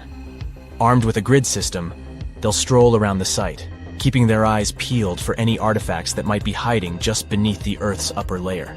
From groundstone tools to historic glass and even ancient garbage dumps, yes, they're all so valuable. These keen-eyed explorers can spot signs of human activity faster than most people. If they stumble upon midden soil, fancy term for a garbage dump, they know for sure that humans once called this place home. Archaeologists don't just rely on their trusty shovels, though. They have an arsenal of gadgets to aid in their search for hidden wonders. Geophysical tools are like their secret weapons. Take the resistivity meter, for example. This clever contraption measures the electrical component of the soil and any buried features or artifacts. A buried wall, for instance, will create a different resistivity reading than the surrounding soil. Magnetometers and ground-penetrating radar work in similar ways, showcasing potential hints of ancient treasures in the soil. And who could forget our trusty old friend, the GPS? It helps archaeologists map out precise locations, like a high-tech treasure map, leading them straight to their pot of gold. Care to virtually visit some of the most important archaeological sites in the world? Well, follow me. In the United Kingdom, for instance, you'll find this interesting place called Stonehenge. It's one of many henges scattered around, but this one really takes the cake. Picture this: massive ancient stones standing tall and proud, arranged in a funky outer ring and an inner horseshoe, with some smaller stones thrown in for good measure. And guess what? These amazing stones have been around for over 5,000 years. Talk about a serious case of rock-solid longevity. Now, here's where it gets interesting. According to local folklore, the legendary wizard Merlin whipped out his magic wand and poof! He teleported these massive stones all the way from Ireland. Apparently, some giants had assembled them there, but Merlin decided they would look much better at their new location. Others think it's just the ruined remains of an old Roman spiritual edifice. These amazing structures were built by our Bronze Age ancestors. With their simple tools and limited tech, they managed to create this monumental masterpiece. Impressive, right? Unfortunately, there's still so much we don't know about this area. Stonehenge's initial purpose remains a mystery to this day. Sure, there are lots of theories, but scientists have yet to agree on the subject. However, we do know that it's perfectly aligned to catch the sunrise during the summer and winter solstices. The ancient city of Pompeii is an equally amazing archaeological site. Picture this. Mount Vesuvius, a notorious troublemaker, decided to throw a volcanic tantrum and completely covered this ancient Roman city. It turned it into a time capsule, located outside present-day Naples in Italy. Fast forward to the year 1748, when a bunch of adventurous explorers stumbled upon Pompeii. Lo and behold, they discovered a treasure trove of well-preserved goodies: streets, houses, food. Probably a bit stale by then. Blingy jewelry, fancy sculptures, colorful frescoes, everyday household items, and even animal and human remains. It was like an epic archaeological party. From the looks of it, Pompeii had it all. Fancy houses and villas, a massive 20,000-seat arena, cute little artisan shops, hangouts like taverns. And let's not forget the saucy spots like those luxurious bathhouses for some intense pampering. There's also the Sanctuary of Apollo, where people used to gather for their daily dose of worship. And of course, the bustling heart of the city, the Forum of Pompeii, where all the cool people used to hang out. And guess what? Pompeii is so cool that it made it to UNESCO's World Heritage List back in 1997. That's like the ultimate Hall of Fame for historical awesomeness. It also includes many other famous buildings and sites, like the Taj Mahal in India and the Acropolis of Athens in Greece. One of the most unexplored and mysterious places on Earth is located in plain sight. It's one of the most majestic monuments of humankind. The wonder of the ancient world hides a secret that scientists and archaeologists still can't solve. This is the Great Sphinx of Giza in Egypt. The huge sculpture of a lion with a human head was carved out of rock about 4,500 years ago. Scientists still don't know the exact date of its creation and are also unaware of who built it and what for. There are many assumptions and theories, but none of them has been confirmed. Most people have seen this majestic sculpture either in photographs or in reality, but almost no one knows what's hidden underneath it. The statue of the Sphinx was carved from a single piece of limestone. It was painted. The remains of color pigment on the surface prove this. In the distant past, the Sphinx looked much brighter and more colorful than what we see now. But even after thousands of years, its greatness hasn't diminished. And by the way, Sphinx is not the real name. It was invented by the Greeks about 100 years or more after its creation. Initially, the Egyptians called the statue Hor-em-Akhet. There are many legends and theories saying the Sphinx is there for a reason.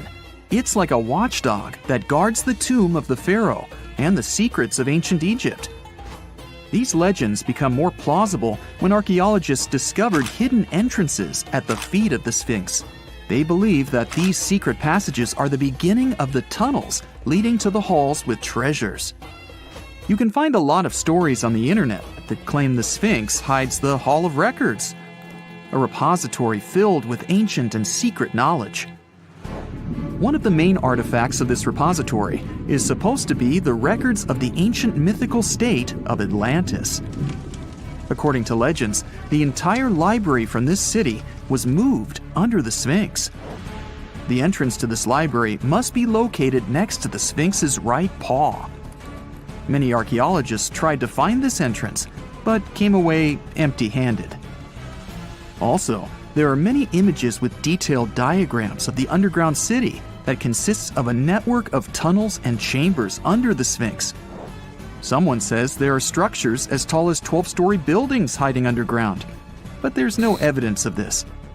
Archaeologists, even after millennia, continue to explore the mysterious sculpture. At the same time, many Egyptians don't want to learn more about the Sphinx. They're terrified of awakening something supernatural. In 1998, scientists discovered tunnels leading to empty caves under the Sphinx. They found evidence of earlier excavations there. It's quite possible that someone managed to find the treasures and take them away. Some people believe Egyptians found some kind of artifact under the Sphinx that has the power of unknown advanced technologies. The artifact is so powerful that it can change the course of history. Of course, most theories are just fairy tales of conspiracy fans, but it's a confirmed fact that the Sphinx hides a system of caves and rooms. There are so many rumors surrounding the Sphinx that it's impossible to understand what's true and what's false. In any case, it's difficult and dangerous to study the sculpture because active excavations can destroy it. And then the entrance to the underground rooms can get blocked by rocks and lost forever. Also, further exploration requires a lot of money, and financing is not always easy to find. But the main reason? It's too risky. There's no guarantee that people will be able to get out of the underground labyrinths. For these reasons, scientists and archaeologists have been exploring this majestic structure for so long. Another famous architectural monument with a secret is Mount Rushmore in South Dakota. Everyone admires the images of the US presidents' faces carved into the rock, but few people know that there's a secret room hidden behind the head of Abraham Lincoln. The architect of Mount Rushmore wanted to carve slabs on the rock with the record of the main stages of the country's history. But his plan was too complicated to carry out. Then he was offered to implement it on a much smaller scale, to build a secret room inside the mountain. The idea was to save this knowledge so that future generations will always remember the history of their country. Unfortunately, the architect didn't have time to finish his work. The construction stopped for several decades. But in the late 90s, the project was resumed. Porcelain enamel panels depicting the history of the US were placed in the room. It's possible that these plates will be stored there forever. But people can't see them, at least for now. The room is inaccessible to tourists as it's too difficult to get inside. Another secret room is located in the Empire State Building. More precisely, it's not even a room, but a place where you can take cool photos. Almost all tourists gather on the observation deck of the 86th floor to enjoy a stunning view of Manhattan. But there's another deck with panoramic windows on the 102nd floor. There are way fewer people there because almost no one knows about that place. Fortunately, access to this deck is open to everyone. You probably won't have to wait in line for a long time to take a photo. You'll feel special because you're in such a secret place where there are almost no people. But the coolest place is even higher, on the 103rd floor. This is a spacious observation deck where celebrities get their photographs taken. It's not a public place, but if you know the right people, you can get there. There are almost no security measures on the site. Only a low ledge between you and an abyss. That's why crowds of people are forbidden from coming here. It's not so easy to get there, and you're unlikely to succeed without a guide. First, you need to choose the right elevator that will take you there. Then you'll go through several engineering rooms filled with pipes, electrical panels, and other technical stuff. The final part of your way is a set of stairs inside a tiny corridor. And here you are, at the top of New York. Now we're in Paris. See the Eiffel Tower? Inside it, there are restaurants and observation decks. But if you try hard, you can find a secret apartment. Now it's a museum, but it was built so that people could live in it. The architect of the tower, Gustav Eiffel, created this apartment in 1889 for himself. It's almost at the very top of the Eiffel Tower. Imagine what a beautiful view he observed every day. He was the first and only tenant. No one else could gain access to this place. When the architect passed away, the apartment remained empty for a long time. Only recently, they restored it and turned it into a museum. Inside, the epoch of the last century is recreated. They even put wax figures of Gustav Eiffel, his daughter, and the American inventor Thomas Edison inside the room. This place is filled with an endless stream of passengers, office workers running late, visitors from other cities, noise, and train whistles. At Grand Central Station in New York, among all these sounds, you can hear the sound of a ball hitting a racket, if you're in the right place. A real tennis court is hidden inside New York Central Station. It belongs to a tennis club that arranges corporate games for employees of many companies. The club was opened in the 60s. Now we're moving to London, Charing Cross Road. It isn't easy to find one secret place here. To do this, you need to look carefully at your feet. Do you see these sewer grates in the asphalt? Inside them, you can notice two signs with the name Little Compton Street. Yeah, there's another street right below you. It disappeared from all maps at the end of the 19th century. Charing Cross Road was built over it. The identification signs that you see are part of old engineering tunnels. There's another interesting place in London. It's located in the southeast corner of Trafalgar Square. At first glance, it looks like a thick lamppost, but there are too many tourists walking around. You come closer and realize that one person can easily fit inside the post. The lamppost belongs not to an electrician, but to a police officer. Yeah, this is the smallest police station in the world. It was built in the 1930s and used as a watch post. Officers had to sit there one by one and watch Trafalgar Square. That always attracted a lot of pickpockets and all kinds of other criminals. This summer, you finally decide to go on that once-in-a-lifetime round-the-world trip. The first stop of this exciting adventure is in Europe. You start your journey in Italy, the country of pasta and pizza and delicious gelato. Ah, there it is, the world-renowned Leaning Tower of Pisa. You buy your ticket and get inside the crooked monument. You're about to climb 251 slippery stairs, so watch your step and don't forget to breathe. The white marble stones are astounding, and from time to time, you peep outside to enjoy the view of the city. Congratulations, you've made it! You've reached the top of the bell tower and can take all the selfies you want. The Leaning Tower of Pisa is one of Italy's most iconic landmarks. During your hike up the stairs, a guide tells you it's actually a medieval monument. It was built between the 12th and 14th centuries, taking over 200 years to finish.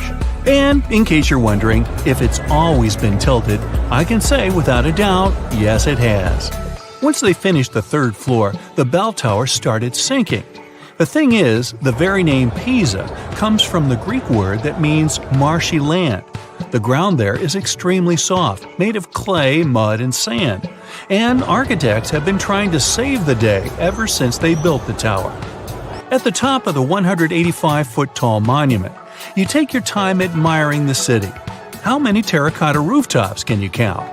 If you walk toward the south side of the monument, you may feel closer to the ground. This is because the Leaning Tower of Pisa tilts toward the south. At one point, it leaned almost 5.5 degrees and still didn't fall. Today, when you visit the monument, the guide might tell you the tower is leaning less. A few years ago, the world's best architects and engineers did some construction works next to the monument to keep it from falling over. They dug several tunnels and took out over 38 cubic meters of soil from under the north side of the tower. So now the tower is tilting at an angle of only 4 degrees. So if you want to take one of those classic photos where you're holding up the tower, you better hurry. Who knows how long the tower will still be leaning? Now it's time for you to make your way to Rome. This city is basically an open-air museum, and you have to check it out for yourself. It's scalding hot, but you're lucky. Today, you're visiting the baths of Caracalla. Are you ready for an authentic ancient Roman experience? You enter through what once was a locker room. You'll have to use your imagination. Today, you'll only see 130-foot-tall brick walls here. Romans of every class would spend an hour or two in the baths every day. They would come after a long day at work or before dinner. Imperial bath complexes, such as this one, were usually free, but you had to pay an admission fee. Leaving the locker room, visitors would stop in a heated room where they would receive oil and scrub massage. Then, some people would move on to one of 2 exercise yards. Can you see how ample they were? Here, there were elaborate marble porticos, and you can still see a few fragments of the mosaic-colored floor. If you were in the mood for something more intellectual, you could stop to listen to a philosopher or visit one of the libraries. Now we've arrived at the most impressive room, a caldarium. It was a circular hot steamed room measuring 115 feet in diameter. It had not 1 or 2, but 7 heated pools inside. Above your head, you'd have seen a magnificent dome supported by large granite columns. The entire structure was richly decorated with multicolored glass mosaics and the finest white marble. The complex also housed an indoor Olympic-sized pool with waist-deep water. Today, you can only admire a few reddish walls made of brick and concrete. Emperor Caracalla, like many other Roman emperors, built a mega-complex, and it sure made people happy. After a long international flight, you arrive in Egypt. Get ready for some camel rides and juicy dried fruits. Does anyone here love dates? You leave your hotel at dawn and make your way to the outskirts of Cairo. You drive past the Nile River toward the West Bank. Don't forget to take some pictures. In the distance, you spot a large monument. It's the Great Sphinx of Giza. Can you believe people created this monument over 4,500 years ago? Once you get closer, you see the Great Pyramids just north of the Sphinx. You learn that, unlike the pyramids, the Sphinx was carved directly from the bedrock of the Giza Plateau. Until today, it's one of the largest statues in the world, measuring 66 feet in height and 240 feet in length from paws to tail. The face of the Sphinx looks a tad beaten today, but according to archaeologists, it wasn't always like that. A Photoshop reconstruction of the Sphinx gives it a very different look. As you can see, at one point, the Sphinx's nose was chopped off together with parts of the chin. Scientists believe that the statue is a representation of the great pharaoh Khafra. This is why its face resembles a human so much. Just below the eyes, a dark carved line was added to represent the charcoal eyeliner ancient Egyptians used to wear. Fun fact, this wasn't only a beauty habit, it protected their eyes from ultraviolet rays. In a desert region that gets so much sunlight, this might come in handy. Until today, researchers debate whether or not the Sphinx had a beard. Many believe that if it was meant to depict a pharaoh, it most likely had a braided beard that got destroyed by erosion or humans. Even today, you can still see the remains of a regal headdress on the head of the Sphinx. These head ornaments were associated with power and royalty. Now imagine that the stripes are blue and gold. This is probably what it looked like when the monument was first constructed. There's no evidence of how long it took to build the Sphinx, but it was likely very long, as the carved details are pretty impressive. If you're lucky, your guide might take you to one of the secret chambers inside the statue. If they're real and not just a myth, I mean. The crystalline waters of Greece. Whether you arrive by boat or plane, you're in for a real treat. This is the focal point of archaeological sites. You arrive at Mandrake Marina and Port, but wait a minute, you don't see any monuments around. The Colossus of Rhodes is nowhere to be found at first glance. That's because it was destroyed long ago. Before tumbling down during a mighty earthquake, the great statue was considered one of the 7 wonders of the ancient world. If you saw the Colossus in a picture, you would probably mistake it for Lady Liberty. Well, that's actually not a coincidence. Apparently, there's a connection between the Statue of Rhodes and the Statue of Liberty. They were both built as symbols of freedom, and Lady Liberty is often referred to as the modern Colossus. The Colossus stood at 100 feet tall, but today all you see is a concrete jetty with a huge gap in the middle. Now, imagine a bronze statue straddling both ends of the bridge. The Colossus was built back in the 3rd century BCE, and 900 camels took part in the construction. The statue existed for approximately 54 years before it was ruined by a powerful earthquake. It hit the city so hard that all that was left of the statue was one very large foot. Even so, people kept visiting the monument. Are you ready to head home? Thanks for joining me on this journey, and don't forget to tell me what your favorite site